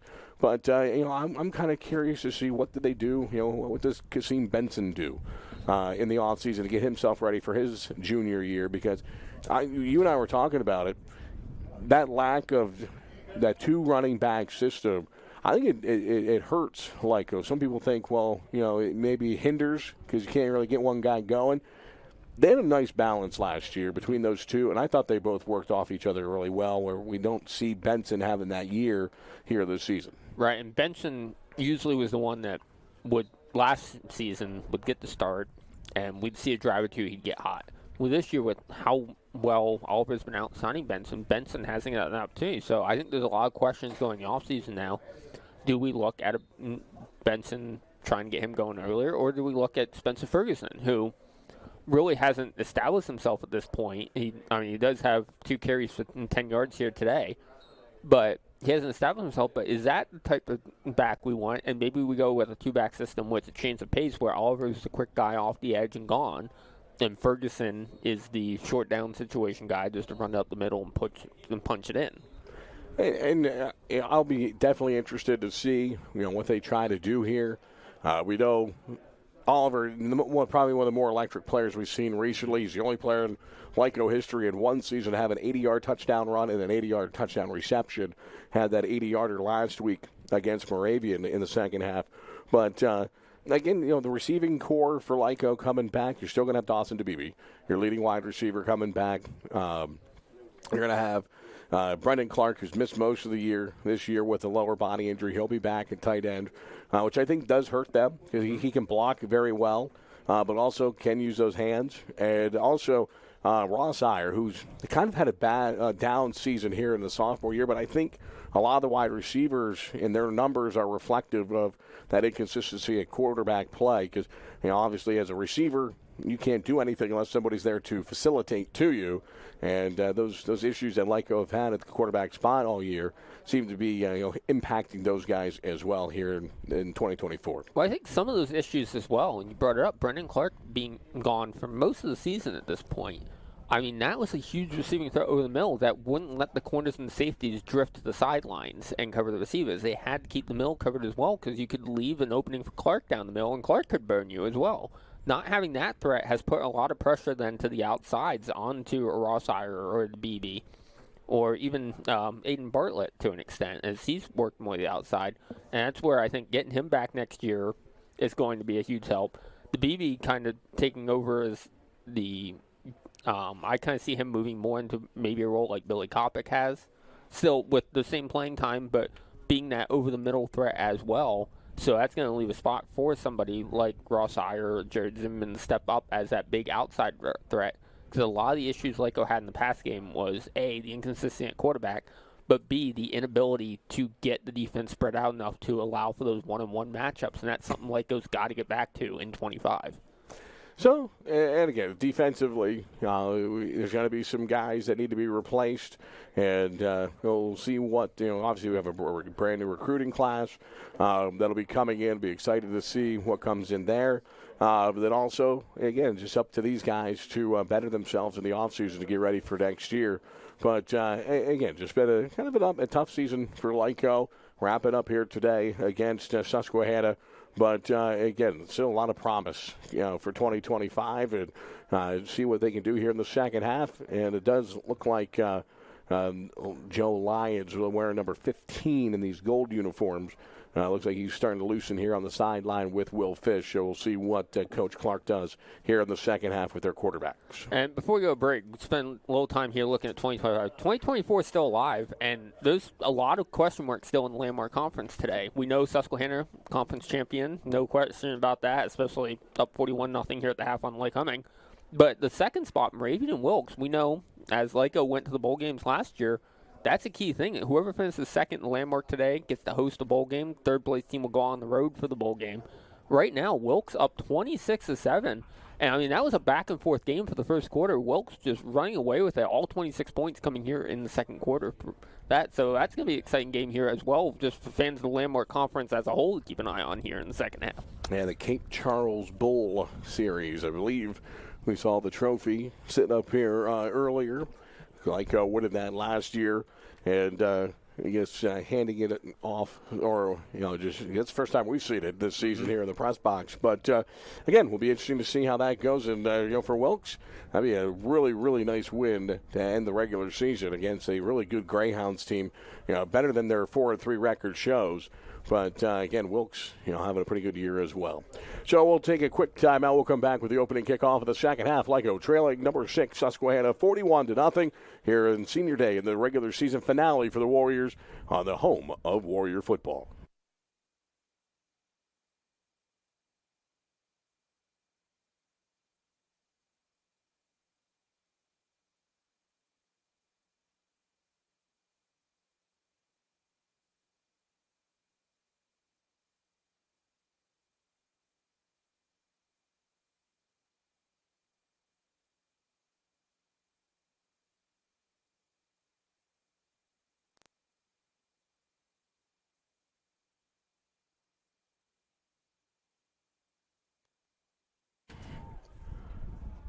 Getting ready to start the second half here at Williamsport. Catherine, Justin Hawkins mentioned a full slate of athletics here at Lycoming College.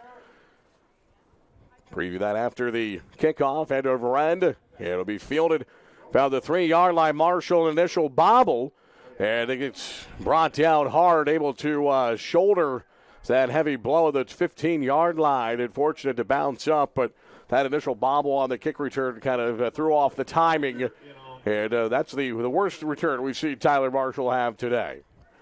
But you still sticking with your prediction from earlier? I think so. I think it's getting back into the game. You've been sitting in the locker room. It's got to get going a little bit. Still time. So it's Lyco getting ready to set the offense out. Lycoming College women's basketball. They're home. They're first. They have a game this afternoon at 4:00, taking on Kings College. And then the Lycoming College men's basketball team at 6 o'clock against Haverford. Both those games will be here on Flow Sports. That's where I'll be headed after this game wraps up. Joining Jen Grove and Seth Birch on those broadcasts. Looking forward to those this afternoon. It's the first play from scrimmage. Goes for about a yard on a handoff. Looks like Terrence Oliver on that carry. Very busy day for you today. Oh, yeah. Well, everybody here at Lyco Athletics having a busy day. A lot of us will be migrating from this press box over to Lombardi Gymnasium. I will very much enjoy watching those games from home. Terrence Oliver, sidecar left. And is Will Fish still in at quarterback? Oliver, after a pickup of about 2 yards, picks up another pickup of about 2 to the 19-yard line. It'll be 3rd down and 6. Now we're getting to the point we know Will Fish on his senior day, he's going to want to take one last shot at the end zone before it. So I don't know how many drives he's going to get here in the second half. I don't expect him to play the entire second half here. So I'd love to see a play call here that lets him take a shot deep. Trips left. For the Warriors, sidecar left. Ross Sire, lone wide receiver, top of the formation, the Muncie product. Susquehanna bringing pressure right up the middle. Here they come on 3rd down. Fish fires near side sideline. He's got Kopic up around the 25-yard line, depending on the spot. Looks like they're going to give him the 26. It'll be good enough for a Warrior first down. And what a job there on the offensive line. Chris Austin from his left tackle position just picked up 3 guys that were blitzing on his own to make sure he gave Fish time to get that out. Oh, a nice ball, too. Put it on a line, put it on the spot. Kopic able to be led on it to help him get that yard after catch to get the first down as well. Fish playing in his 9th game this season. 7 touchdowns and 5 interceptions on the year. Has thrown 1 interception here this afternoon. A flag flies, procedure penalty. Going against Lyco, that'll move him back 5 yards. Tight end Michael Van Horn went in motion there. It looked like he started coming forward towards the line as he was doing it. The umpire, the one throwing the flag on it. So it'll be first down at 15, ball at the 26-yard line. Fans returning to their seats. Grabbing some of a halftime grub as Fish fires near side sideline, but not on the same page as DeBeebe. He's got to run a go route, thinking that DeBeebe was going to cut back after a 7-yard route. So it goes incomplete. Fortunate it wasn't intercepted. There was nobody in the area of that pass. Yeah, it's the second time now in as many drives that we've seen the miscommunication between Fish and DeBebe on what route was being called. So it'll be second down at 15. It was almost in that kind of in that area of, do you throw a penalty for intentional grounding? Because there was no real receiver in the area. Fish swings it out to Oliver, far side, flat. Oliver able to sidestep the initial defender for the Riverhawks, but a couple white jerseys there to make the stop. Pickup of maybe a yard. That swing pass out to Terrence Oliver. It'll be third down and about 14 to go. Lyco needs to get the football across the 35 up to about the 36-yard line for a first down. And we've seen when Lyco's had to go deep before, we've seen a lot of hand contact going on. This is a situation, too, where you could throw up a 50-50 ball and try to, A, give your receiver a shot at it, but B, try to draw a flag as well. Good height on the outside, and Iyer as well as DeBebe. Both on each side of the formation. Fish looking to throw, has some time. Now pressured from behind, dumps it off underneath to Ferguson. Able to shed the first tackle attempt, but going to be well short of a first time. Actually, it would have been Schermeyer, number 25, on that reception for Lyco. It was, not Spencer Ferguson. But going to be well short of that first down, and Lyco on their first possession of the second half going to have to punt it away with Michael Sips. Yeah, I mean, we talked about going for on fourth down, nothing to lose, the last game of the season, but this deep in your territory, you got to punt this one away. Yeah, I mean, they've had to rely on their defense for a lot here in 2024. That'd be just a little bit of a slap to try that. As this one bounces, and it takes a Susquehanna roll back to the 45-yard line where it's got to be downed. And the Susquehanna Riverhawks going to bring the offense out for the first time here in the second half with 12:02 to play. Good starting field position at their own 45-yard line. And that's two punts now at Sips today where we saw he's putting backspin on it and not getting the ball to roll down the field, which is usually something he's had success with this year. I will say, I think we have the biggest punter in the conference. And if there's anyone who I would want back to stop a punt return, it might be him. Penalty flag pre-snap. It's going to go against Lyco. Yeah, well in the neutral zone on that one. He knew he did it the second he moved. I mean, again, and we're seeing Susquehanna, again, sticking with the hard count, trying to get Lyco to show what play calls are in because, again, it's 41-0, but Lyco does have the Riverhawks guessing on offense right now what's going on. And you mentioned Susquehanna having a plethora of third down, 7 of them there in the first half.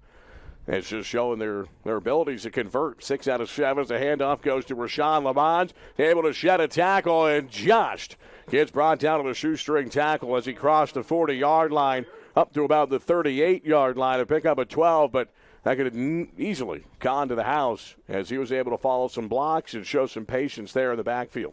And you mentioned Susquehanna 6 or 7 on third down. The one they didn't convert, they converted on fourth down anyway. 1 out of 1 on fourth down. So, I mean, it just had been that kind of a game for Susquehanna as well as Lyco, but we got a high-powered offense. So 11:23 to play. Ehrlich wants to go deep, puts it up. He wants Buchter, and he's going to overshoot his man. Working against Chris Character on the near side sideline, one-on-one. Good coverage there by Character. Yeah, and Character had the hand on the shoulder, but never grabbed, never pulled, changed the route running at all. Perfect coverage on that one. The sophomore is Character.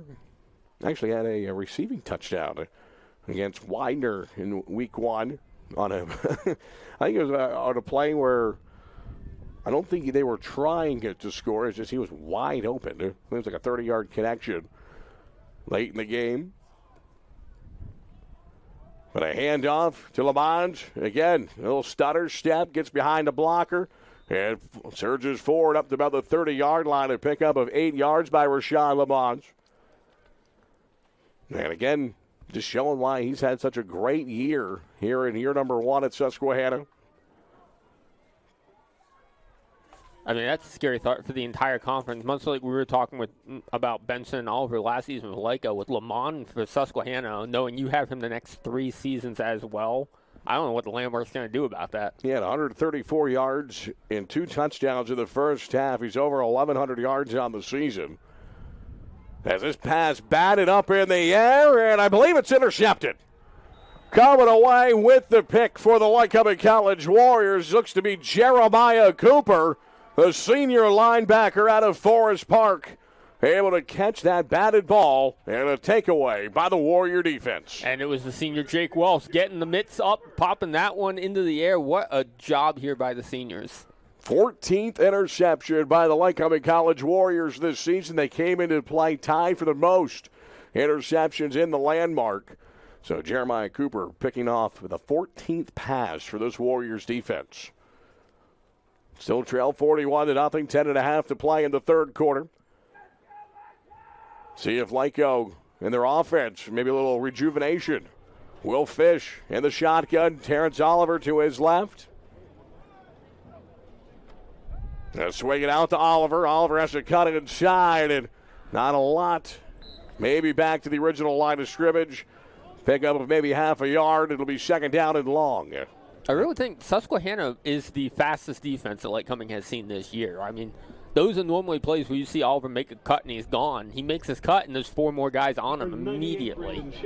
They do. I mean, they've got obviously the athleticism is there for Susquehanna. You're not a top 10 team in the country as a fluke, but again, their flow and their reads are incredible. Thank you for not taking a shot at Penn State there. Yeah, I mean, some targets are too easy, but no. But again, it's impressive to watch teams of this caliber as they try to set up a screen back to Fish. He's a wide receiver. He's able to catch it from higher and lost the football as he went out of bounds. He was about to take a healthy hit on the sideline, but he does pick up the first down just short of midfield as they went backwards past to Ross Iyer, and then Iyer throwing it backside, to the near side, I should say. Back to Fish, and Fish able to pick up that first down for the Warriors. So second trick play we've seen from Lyco, and both of them have been relatively successful. I just like the idea you see Fish getting out of bounds and remembering, oh, I'm a receiver now. I don't have the protection I have at quarterback. Uh-oh. Terrence Oliver, sidecar right of Fish. There the shotgun set.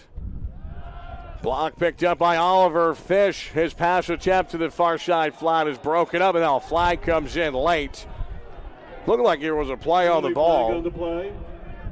Yeah, I didn't see anything up here that should have drawn a flag if this is going to be pass interference. Michael Van Horn was the intended receiver. It looked like number 8, Garrett Carter, was there on coverage.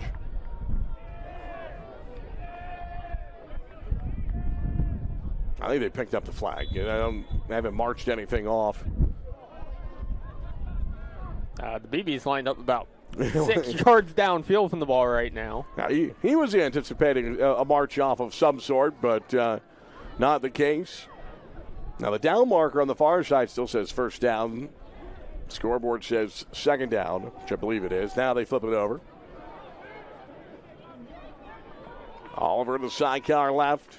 DeBibi in motion, left to right to give the Warriors trips to the right. Pressure coming on the backside. They try to set up the screen.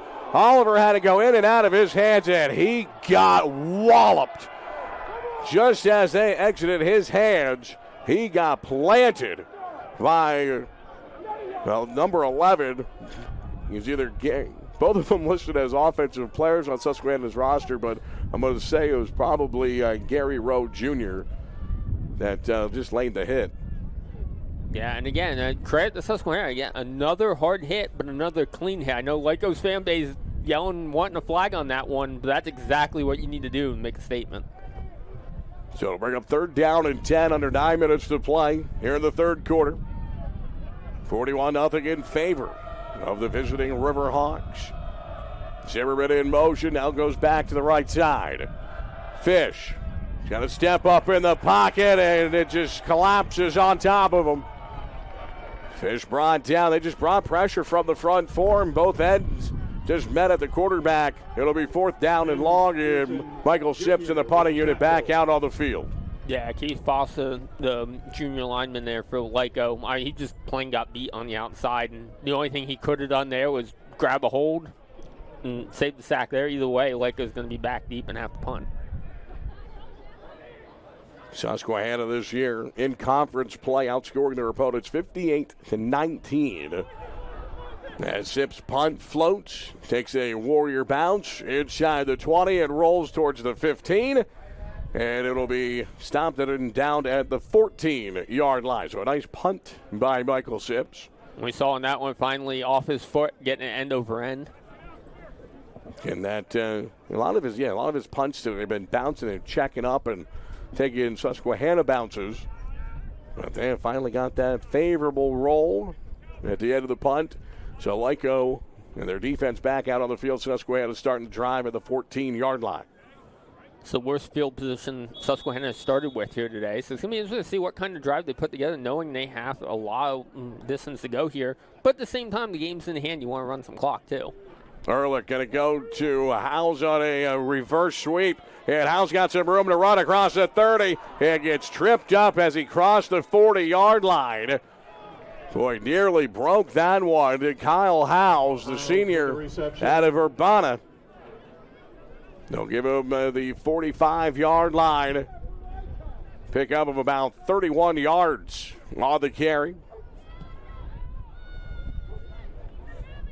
Yeah, it was safety Ryan Pence there making the stop for the Warriors and definitely saving a touchdown.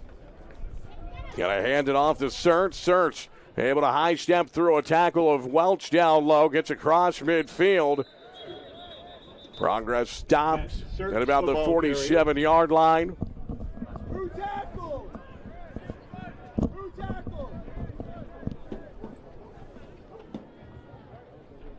Couple Warriors there in the tackle. Looked like Welch was there. Sips was there.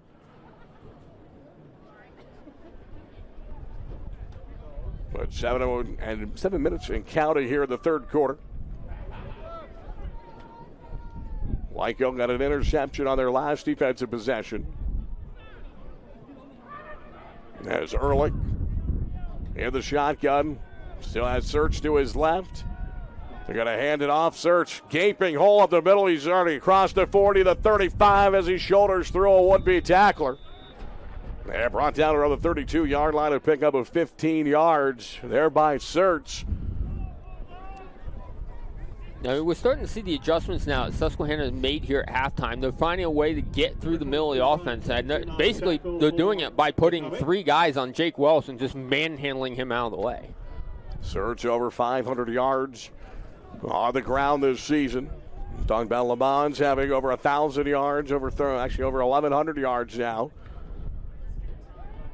As Ehrlich wants to go to the end zone, far side, he's got a man with a step, but this overthrows Kyle Howes. There, the far side sideline in the end zone. And Mario Samora on coverage again. He's just getting beat. Every time they go to the corner of the end zone, we're seeing that Howes having a step or two on him. There's not much you can do about that, unfortunately, if you like go, other than try to get safety over the top to help out. But that's just going to leave the middle of the field wide open as well. With the incompletion, 6 minutes to play here in the third. It's a second down and 2. On the 32-yard line, going in. Trips bunch near side, bottom of the formation. Handoff goes to Search. He cuts back, makes a bad miss in the backfield. Gets up across the 30 to the 29. But again, talk about an opportunity for Lyco to make a play in the backfield. But the elusiveness there by the backs for the Riverhawks, able to gain some positives out of negatives. Wind really continuing to whip here in Williamsport. Johnson with the tackle. Yeah, Khalil Johnson was the one in the backfield there, and he came off again. Nice to see he returned to the game, but it looked like he might have aggravated that injury he got in the first half. 5.5 left here in the third quarter. Third down and 7. Search sidecar right. 2 wide receivers each side of the formation. Ehrlich looking left. Going to sling towards the middle. Behind Howes. He's able to reach back and make the catch. Tackled immediately around the 10-yard line. Boy, he leads Howes a little more towards the middle of the field. I think he's into the end zone, but he had to reach back for it, allowed the Lyco defender to catch up and make the tackle. Simone again that time. Remember, I got beat deep. I got to give him a couple extra steps. That opened up the crossing route that time, and that's something Susquehanna really does a great job of, is adapting the passing routes and the route tree to whatever adjustment the defense is going to make. Oh, we just beat them deep. They're going to adjust deep. No, it's coming across shallow on them. Lycoming, I mentioned the top passing defense in the league. They gave up more than their season average through the air in the first half. Here comes the pressure. Ehrlich steps up. He's going to tuck it in. Run, a little sidestep at the 2. Falls forward into the end zone. It's a 10-yard rushing touchdown for Josh Ehrlich. And for Ehrlich, he finds the end zone on the ground for the 8th time this season, extending the Riverhawk lead. Stephen Goodman in the backfield there. Unfortunately, when he came through with the missed tackle, that spot he was in left the hole for Ehrlich to scamper through to the end zone. 4:28 to play here, the third. First score of the second half belongs to Josh Ehrlich. And he's been doing a great job with his feet all day. We've already talked about him slipping through 3 or 4 would-be sacks. This time he just takes it under his own wing and into the end zone from 10 yards out. Extra points good, 48-0 with 4:28 to play in the third. We're back with the kickoff on the home of the Warriors.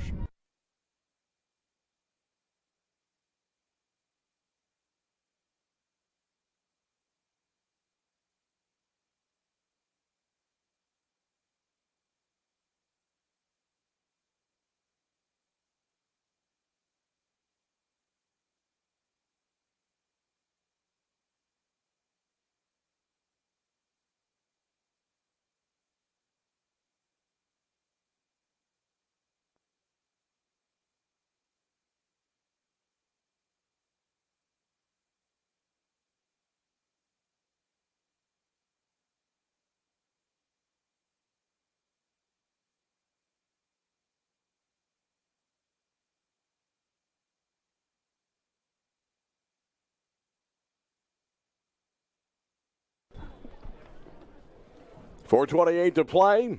Susquehanna getting ready to kick this one away. Tyler Marshall deep. Justin still got that prediction. I still feel good about it. Tyler can get this.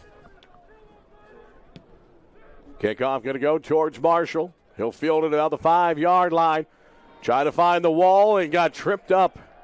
Tried to cross the 15-yard line. Nice play there by the special teams for the Riverhawks. It was like number 34 coming through, and Braden Nolan, linebacker out of Newton, New Jersey, just threw that hand in and punched that leg out from underneath Marshall. Again, Marshall, one cut away. There was an open lane right in front of him. Feeling like Nostra Hawkins over here.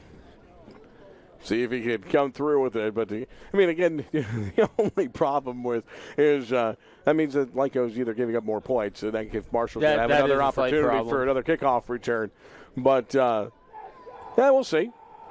4:23 to play here in the third quarter. I'd be okay if you found the end zone on a pick six. I'll give you credit for that because you did say he'll find the end zone today. I was very careful saying that. A little Statue of Liberty-esque play. Now they show the reverse. Fish got to put it in the air, and it's going to be incomplete. And Will Fish, at the end of that play, so he let it go. Got hit hard yet again.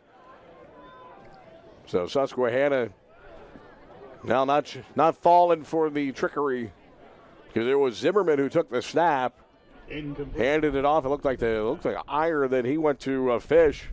And on the reverse, that Fish tried to put it up and went across field, and lucky it wasn't intercepted. Threw into double coverage. But second down and 10, ball on the 18. Fish still at quarterback for Lyco. He's going to switch Oliver to the left. Hand off to the right side. And a short gain for Oliver up to about the 21-yard line and pick up a 3.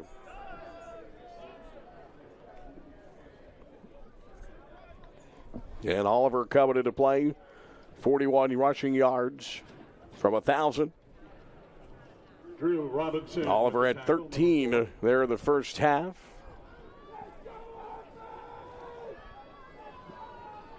But 3:47 to play.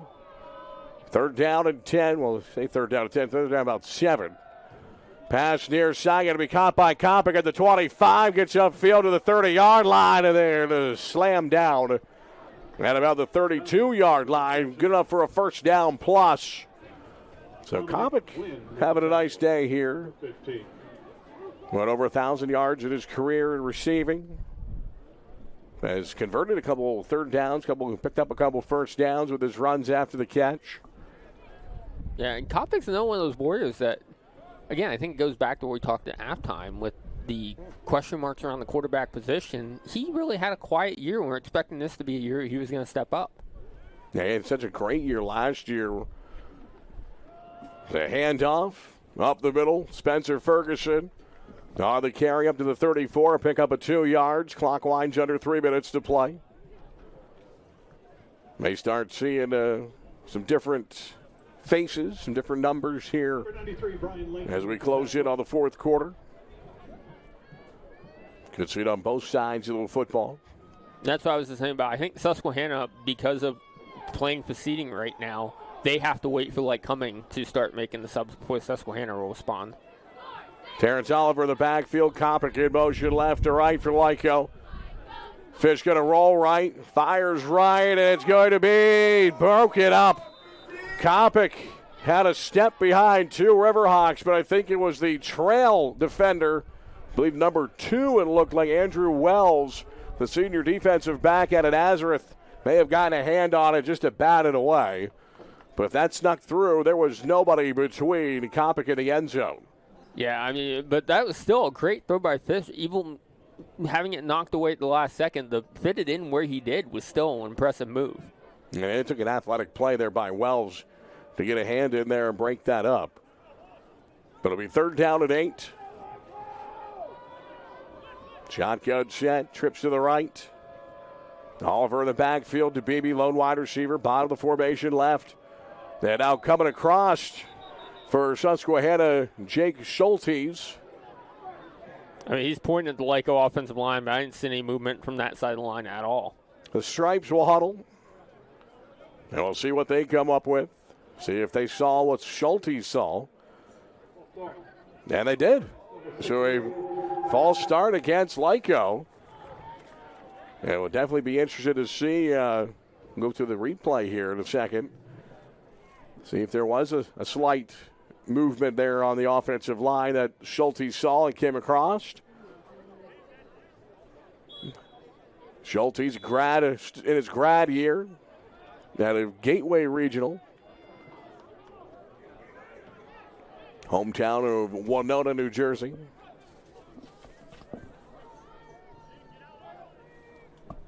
And in motion right to left, that's Zimmerman for Lyco. 3rd down and 13, pass near side and incomplete.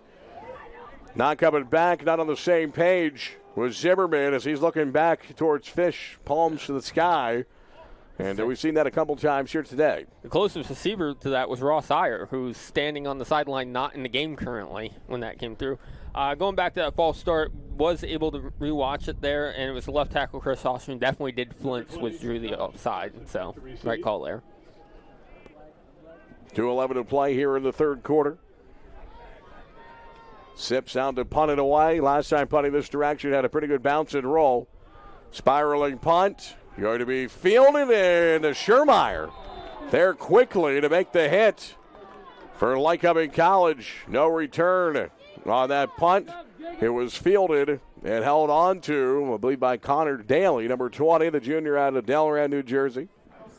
Yeah, surprised no even attempt at making a fair catch signal on that one. I mean, that wasn't a long punt by any means. You should expect the pressure to be on you. So for Susquehanna, leading 48-0 with 2 minutes left in the 3rd quarter. Looking like we have a change at quarterback. And we do. And a handoff and a heavy finish to that tackle. Yeah, that quarterback now for Susquehanna.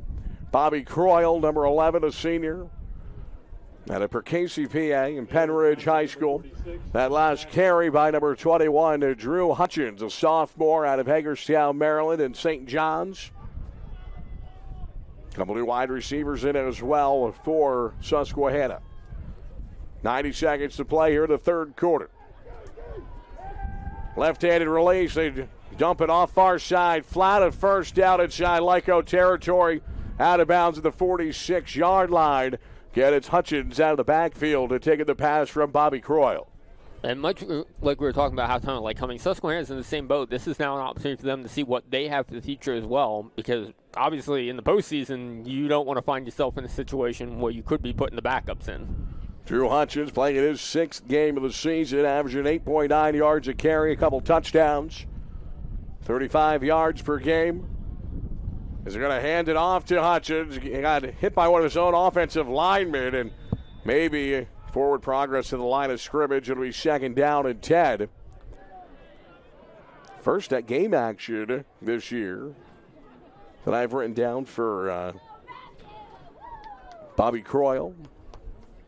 Tommy Wright has got some playing time for Susquehanna, sophomore quarterback out of Haverford.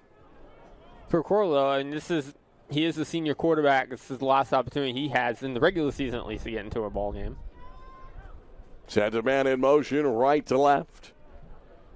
Croyle, southpaw, far side sideline, has a man inside the 30-yard line. And the tackle up around the 20-yard line after a nice run after the catch. Pulling that one in, looks to be number 17, Robert Stolfa. Stolfa, sophomore out of Shrewsbury, New Jersey, and Red Bank Catholic. And that'll be the final play of the 3rd quarter. We played 3 here in Williamsport. Susquehanna leading Lycoming College 48-0 here on Flow Sports.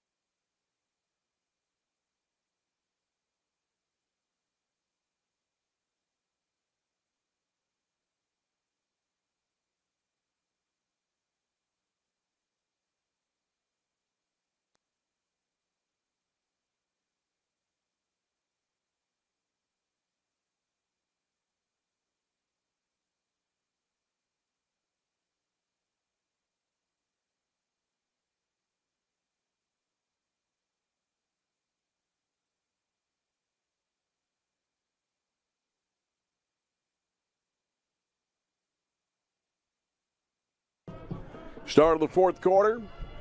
David Parsons Field at Girardi Stadium. Susquehanna with a football, 1st and 10 at the Lyco 20-yard line. Croyle fires out to the far side, flat with a block on the edge, able to spring the ball carrier inside the 10, inside the 5, and ushered out of bounds. Number 12 is Sean Kane, a sophomore out of Hartford County, Maryland. Kane, when he went in motion, he came really close to getting called for a false start. As it looked like to me, he started going forward into the motion instead of coming back and then going. Kane going to stay in the ball game, split bottom of the formation left. It's like a single back set coming up. Drew Hutchins. Now they go to an I formation with Croyle under center. Handoff goes to the fullback into the end zone for a touchdown. It's a big man, number 53. I believe that's Nick Gonzalez, the grad year player out of Verona, New Jersey. Nick Gonzalez with the touchdown. Love Big Ben scoring. I mean, you can just see the whole Susquehanna sideline waiting there to congratulate him for getting in the end zone. So Gonzalez gets the touchdown, celebrates on the far sideline with the rest of his Riverhawks teammates. Makes it 54-0 with the extra point coming up. On for the extra point, number 16, Christian Colasordo, senior kicker. And strong kick, and it is good. I think a little bit of flop action. But, hey, you know, end of the season, have a little fun with it before you head into the playoffs. So 14:25 to play, a little comic relief. Always a good thing. We're back with the ensuing kickoff here on the home of the Warriors.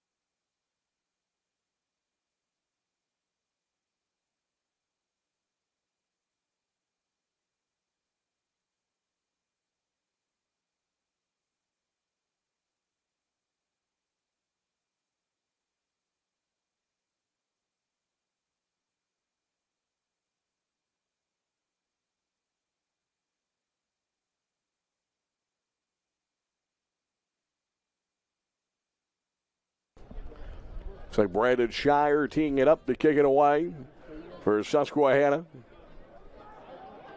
Shire averaging 57 yards at kickoff, has 1 touchback this season.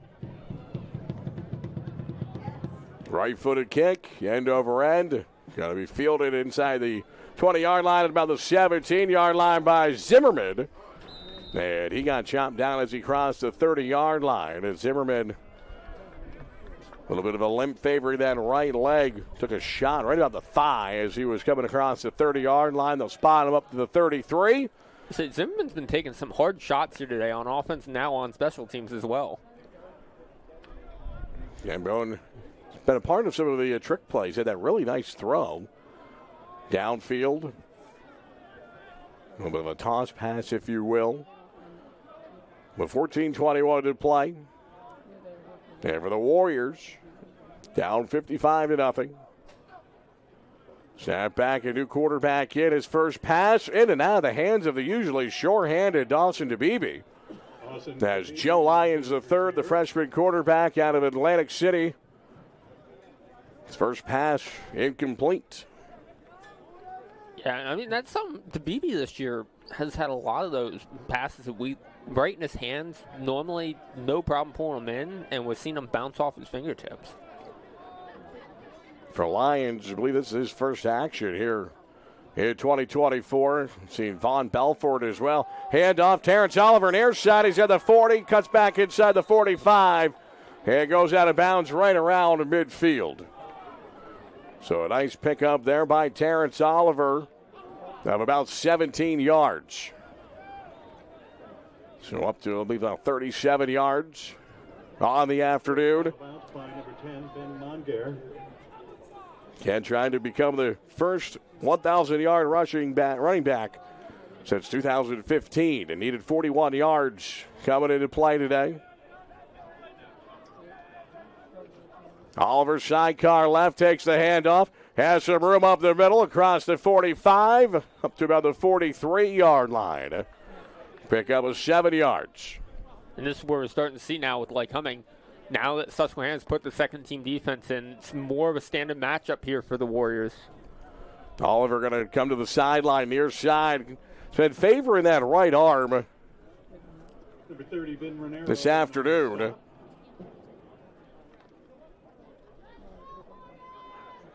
So I think with that 7-yard pickup, it's going to get him over that 1,000-yard mark. Get some hugs on the sideline here near side. Hands off, no, play action, a throw to the near side flat. Boy, it looked like the defender got there a little bit early. Number 47, Brandon Cotter, the junior junior tight end at a Council Rock South was the intended target. Vin Renero there in coverage for the Riverhawks, and yeah, I agree. I mean, that was very early of a hit, but again, this late in the ballgame, the score the way it is, those 50-50 calls, more often than not, you'll see the refs keep in the pocket, and let's just keep the game going. 44 yards on the afternoon for Terrence Oliver. Put him at 1,003 rushing yards for the season. So again, becoming that first Lyco running back since 2015, and Blake Bowman to go for 1,000 yards in a single season. Pass near side, almost intercepted. Somehow it's caught here near side by Carson Klein. First time we've said his name this afternoon. And he gets up the sideline just short of the 30-yard line. And Lyon's doing a great job there, just threading the needle. I don't know how he was able to sneak that one through and get it without being deflected.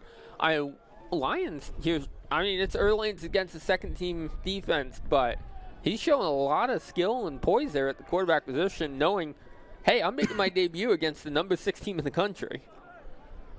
Shotgun, hands it off, goes to Schermeyer. Schermeyer tried to bounce it to the left side, but a nice play to shed the block and make the tackle by Luke Hughes, the junior linebacker out of Berks Catholic, a PA native.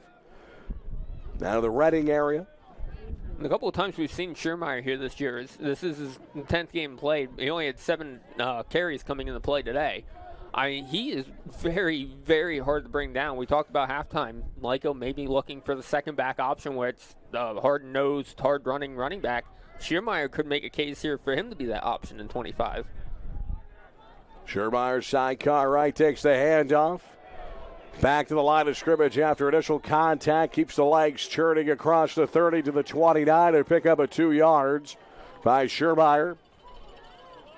I say Schermeyer here this season, playing in his 10th game. Not a lot of carries, averaging about $1.7 a yard carry. But, I'm right there with you. I think he could be the opportunity to be that hard-nosed runner here in 2025. I mean, that's an area Lyco struggled with this year with short yard situations. That could be the solution they look for. Joe Lyons in the shotgun. He's got trips to his left. Flags fly on the snap. Now it looks like a false start against Lyco. Move them back 5 yards with 11:05 to play here in the ballgame. 55-0 in favor of Susquehanna. Both teams into their depth here at this point of the ballgame. So we were talking at halftime about the Wilkes-Moravian matchup. Wilkes just now running away with that. They're now up 47-14, and what was looking like it was going to be a back-and-forth matchup.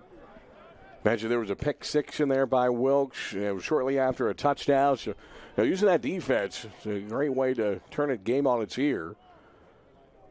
After Wilkes able to do that, coming at 6-3 this into the ball game today, has what a way to avoid the sack by Lyons. Eyes downfield, had a man around the 25, but not able to be hauled in. And I think that was Kopic.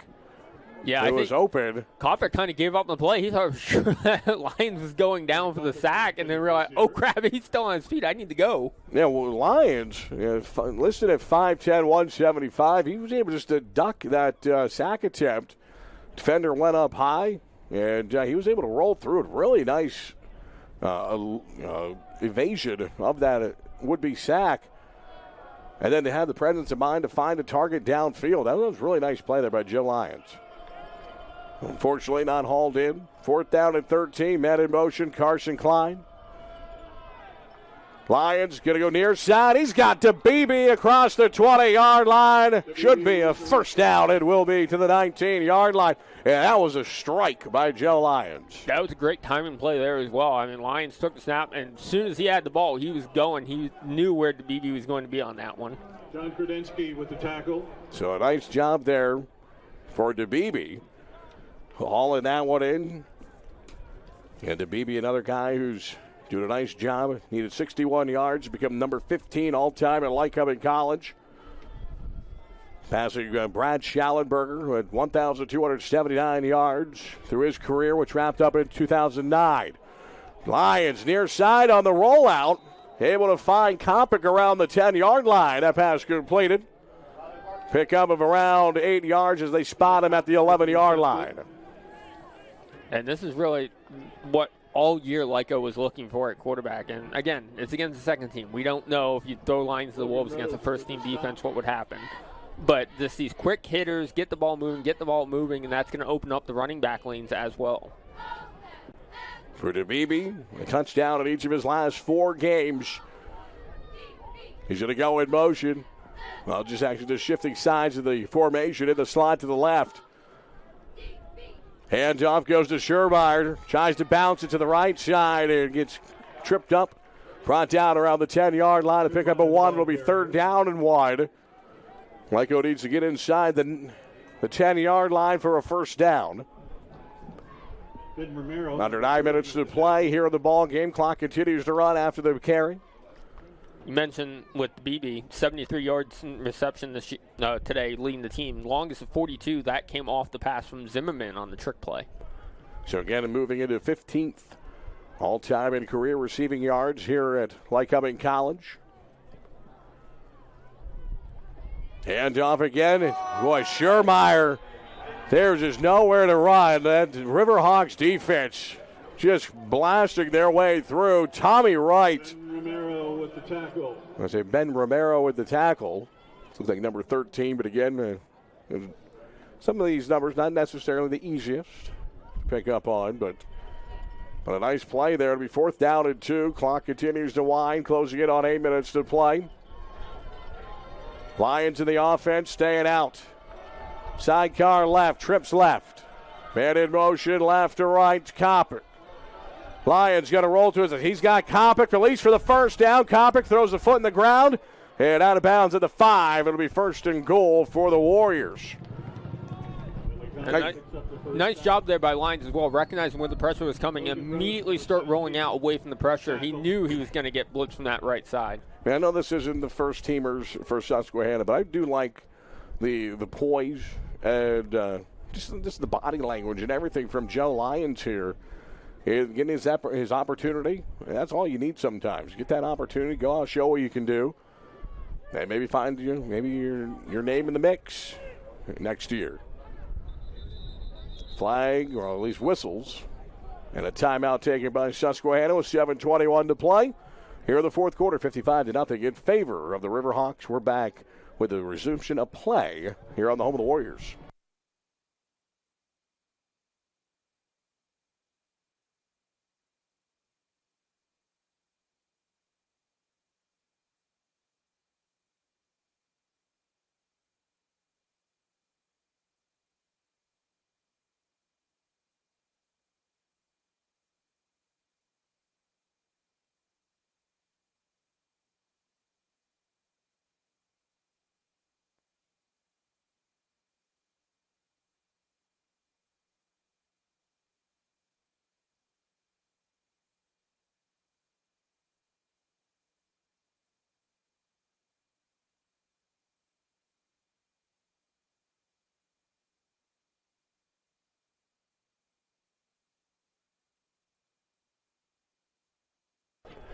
Coming out of the timeout taken by Susquehanna. First and goal, ball at the 4-yard line. Lycoming trying to get off the scoreboard.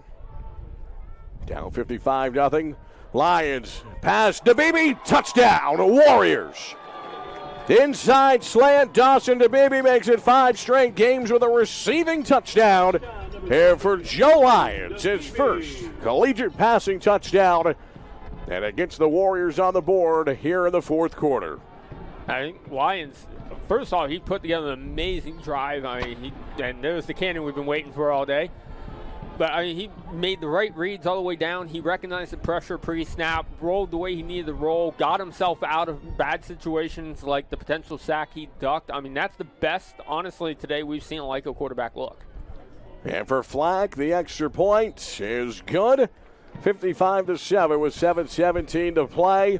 Lyco on the scoreboard here in the season finale against Susquehanna here on Flow Sports.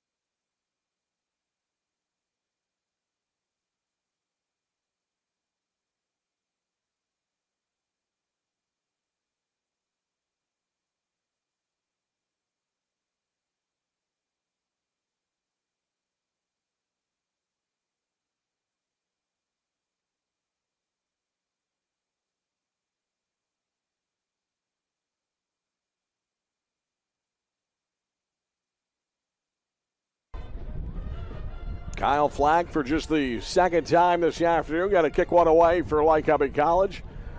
His first was the opening kickoff of the ball game.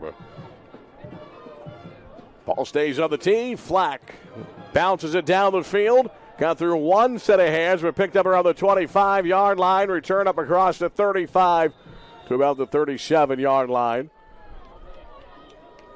So for Susquehanna, giving up a score, not pitching the shutout here this afternoon. It's Lyco able to get on the board. And, we were talking there in the break, Justin. Joe Lyons, we understand the situation. But, again, I thought that was a really, really good drive that he put together. Both his ability to throw the football was pretty impressive. Yeah, and like you say, you have to take it with a grain of salt what happened there. He's against second-team defense. But it doesn't matter if you're playing first team or second team, you can still look at it as the decisions he made, the reads he made. That doesn't matter. Hand off on the first play from scrimmage. A short gain of about 2 yards for the Riverhawks. And that ball carried by D.K. White, senior running back out of York Catholic. And at quarterback, Tommy Wright, number 13. And Haverford. Speaking of Haverford, Lycoming men's basketball taking on Haverford. 6 o'clock tonight at Lamedy Gymnasium. You can catch that right here on Flow Sports. White with a heavy stiff arm, able to try to turn the corner near side around the 40-yard line. Got pushed out of bounds around the 43. So a pickup of about 4 yards. It'll be third down for the Riverhawks. Clock continues to wind. It was Simone who was the one receiving that stiff arm. That's not something you see every day. Simone getting just shoved down to the turf like that. So third different quarterback we've seen from Susquehanna today.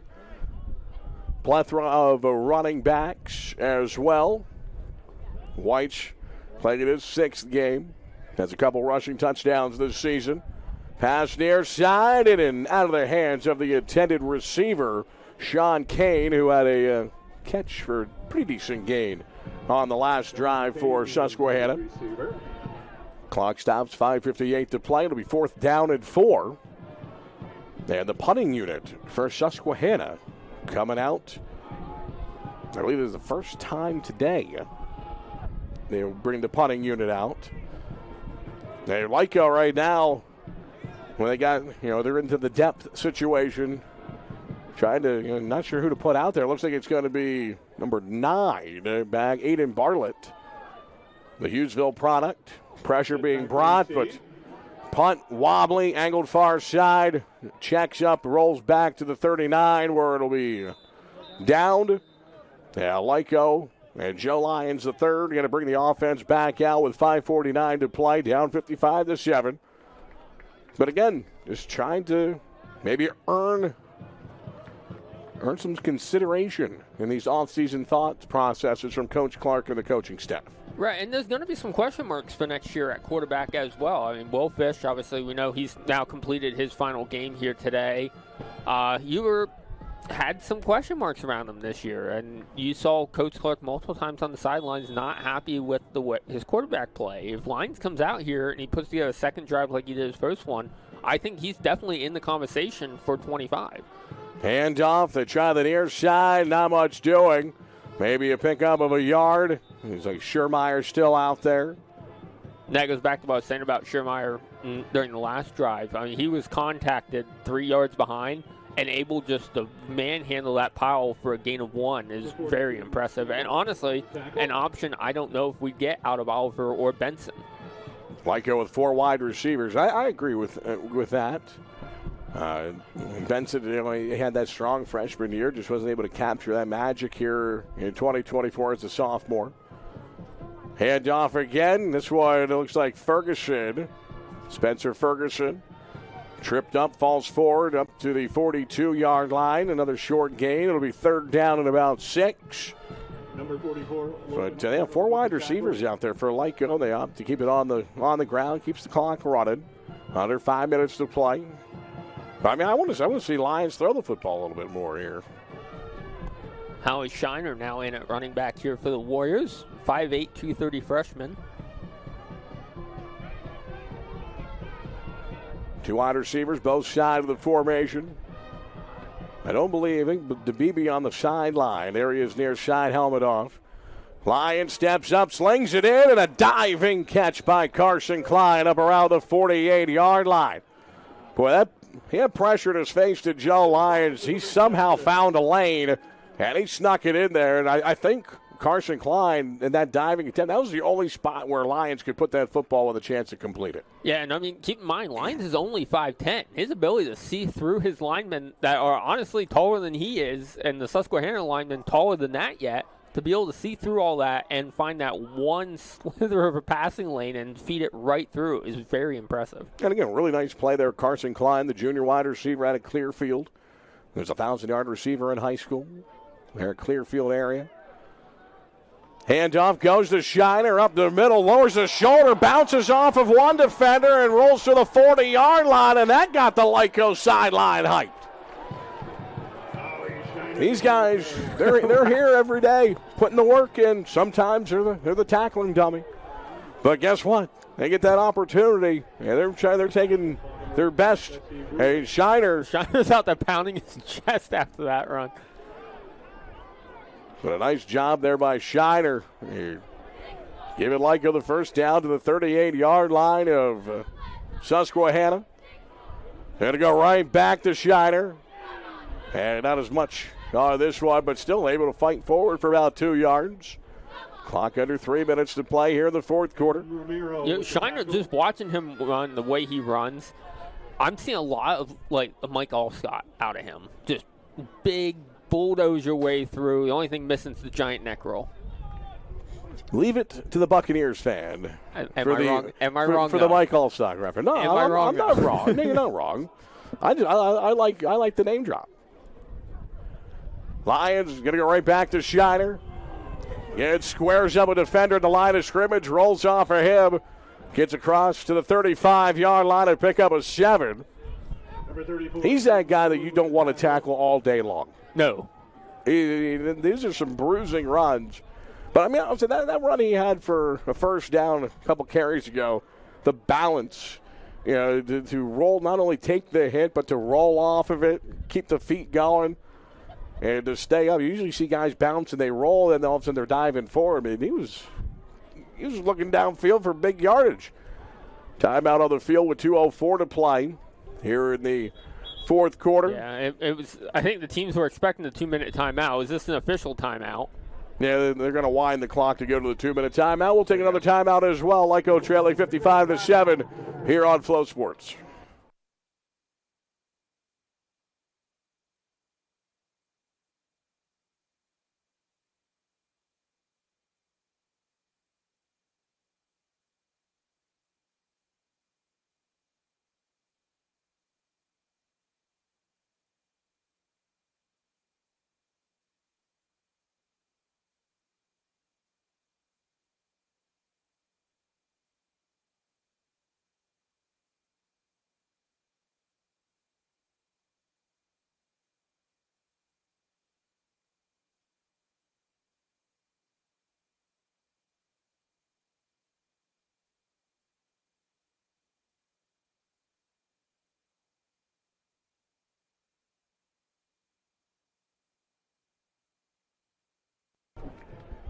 Two minutes left of the ball game. Lyco down 55-7, but Joe Lyons trying to orchestrate back-to-back scoring drives for the Lycoming College Warriors.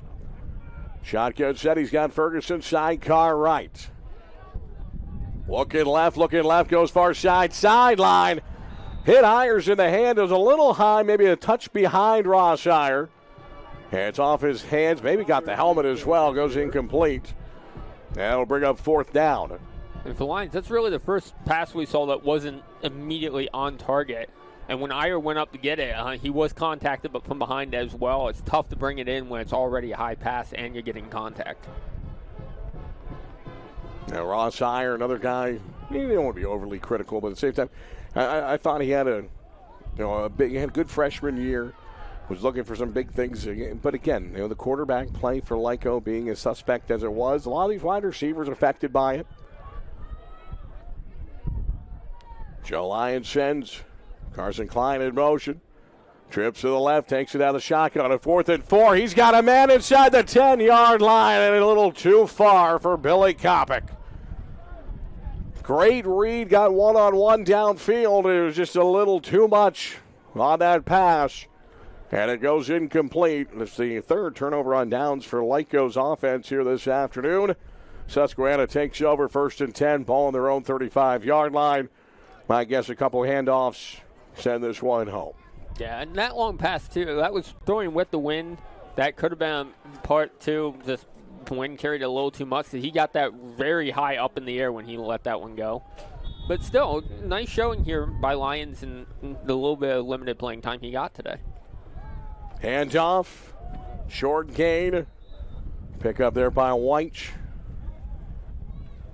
So again, for Susquehanna, probably one or two more handoffs.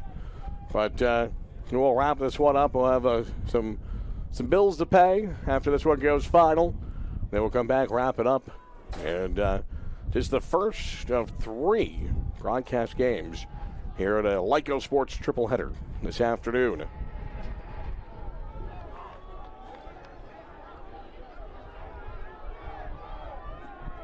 Play clock now just getting down to 10 seconds before Susquehanna even sets on the ball. 1:10 to play.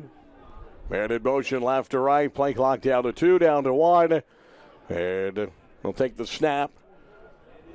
Hand off and just a little short gain up the middle. Clock goes under 60 seconds. After that, pickup of about a yard. Again, White on the carry. They start the play clock, so there's a difference of about 14 seconds between the two. Game clock just now going under 40, though, so Susquehanna does only need to snap it one more time. So for Susquehanna, going to finish the regular season 9-1, a perfect 6-0 inside the landmark. For Lyco, they'll go 4-6 on the season and 2-4 inside the landmark. As Susquehanna celebrates on the far side sideline, a perfect conference year as they have already captured the landmark title in 2024 and on to the tournament in the Division III football playoffs. We follow with them, obviously out of the landmark being the representative, where the team will be pulling for.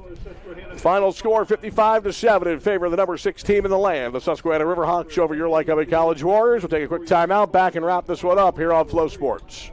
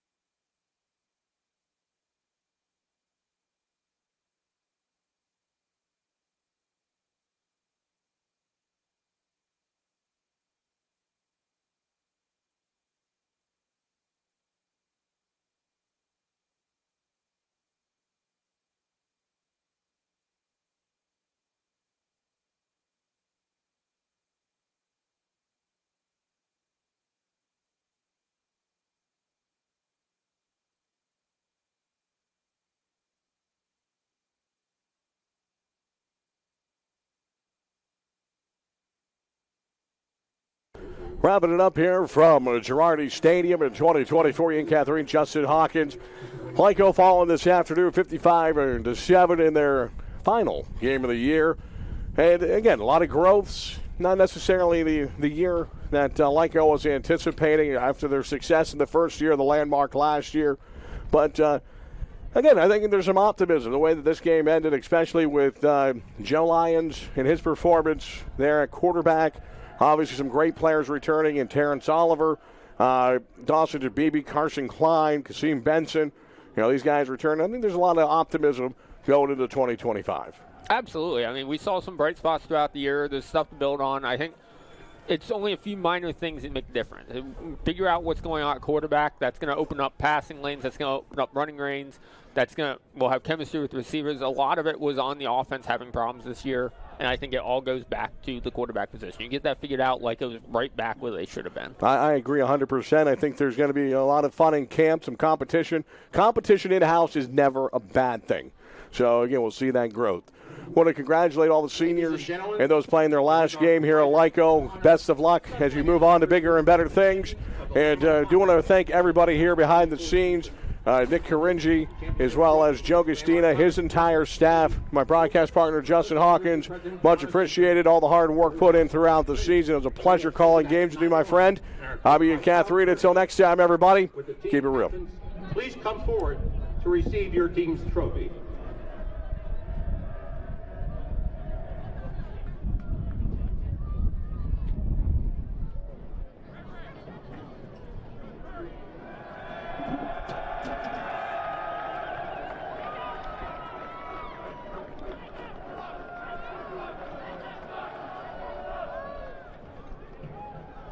The Riverhawks will represent the Landmark Conference at the NCAA Division III Football Championship, with first-round games being played next weekend. The NCAA selection show is scheduled for tomorrow at 5:00 p.m., which is when Susquehanna will learn their opponent for their first round of the National Championship Tournament.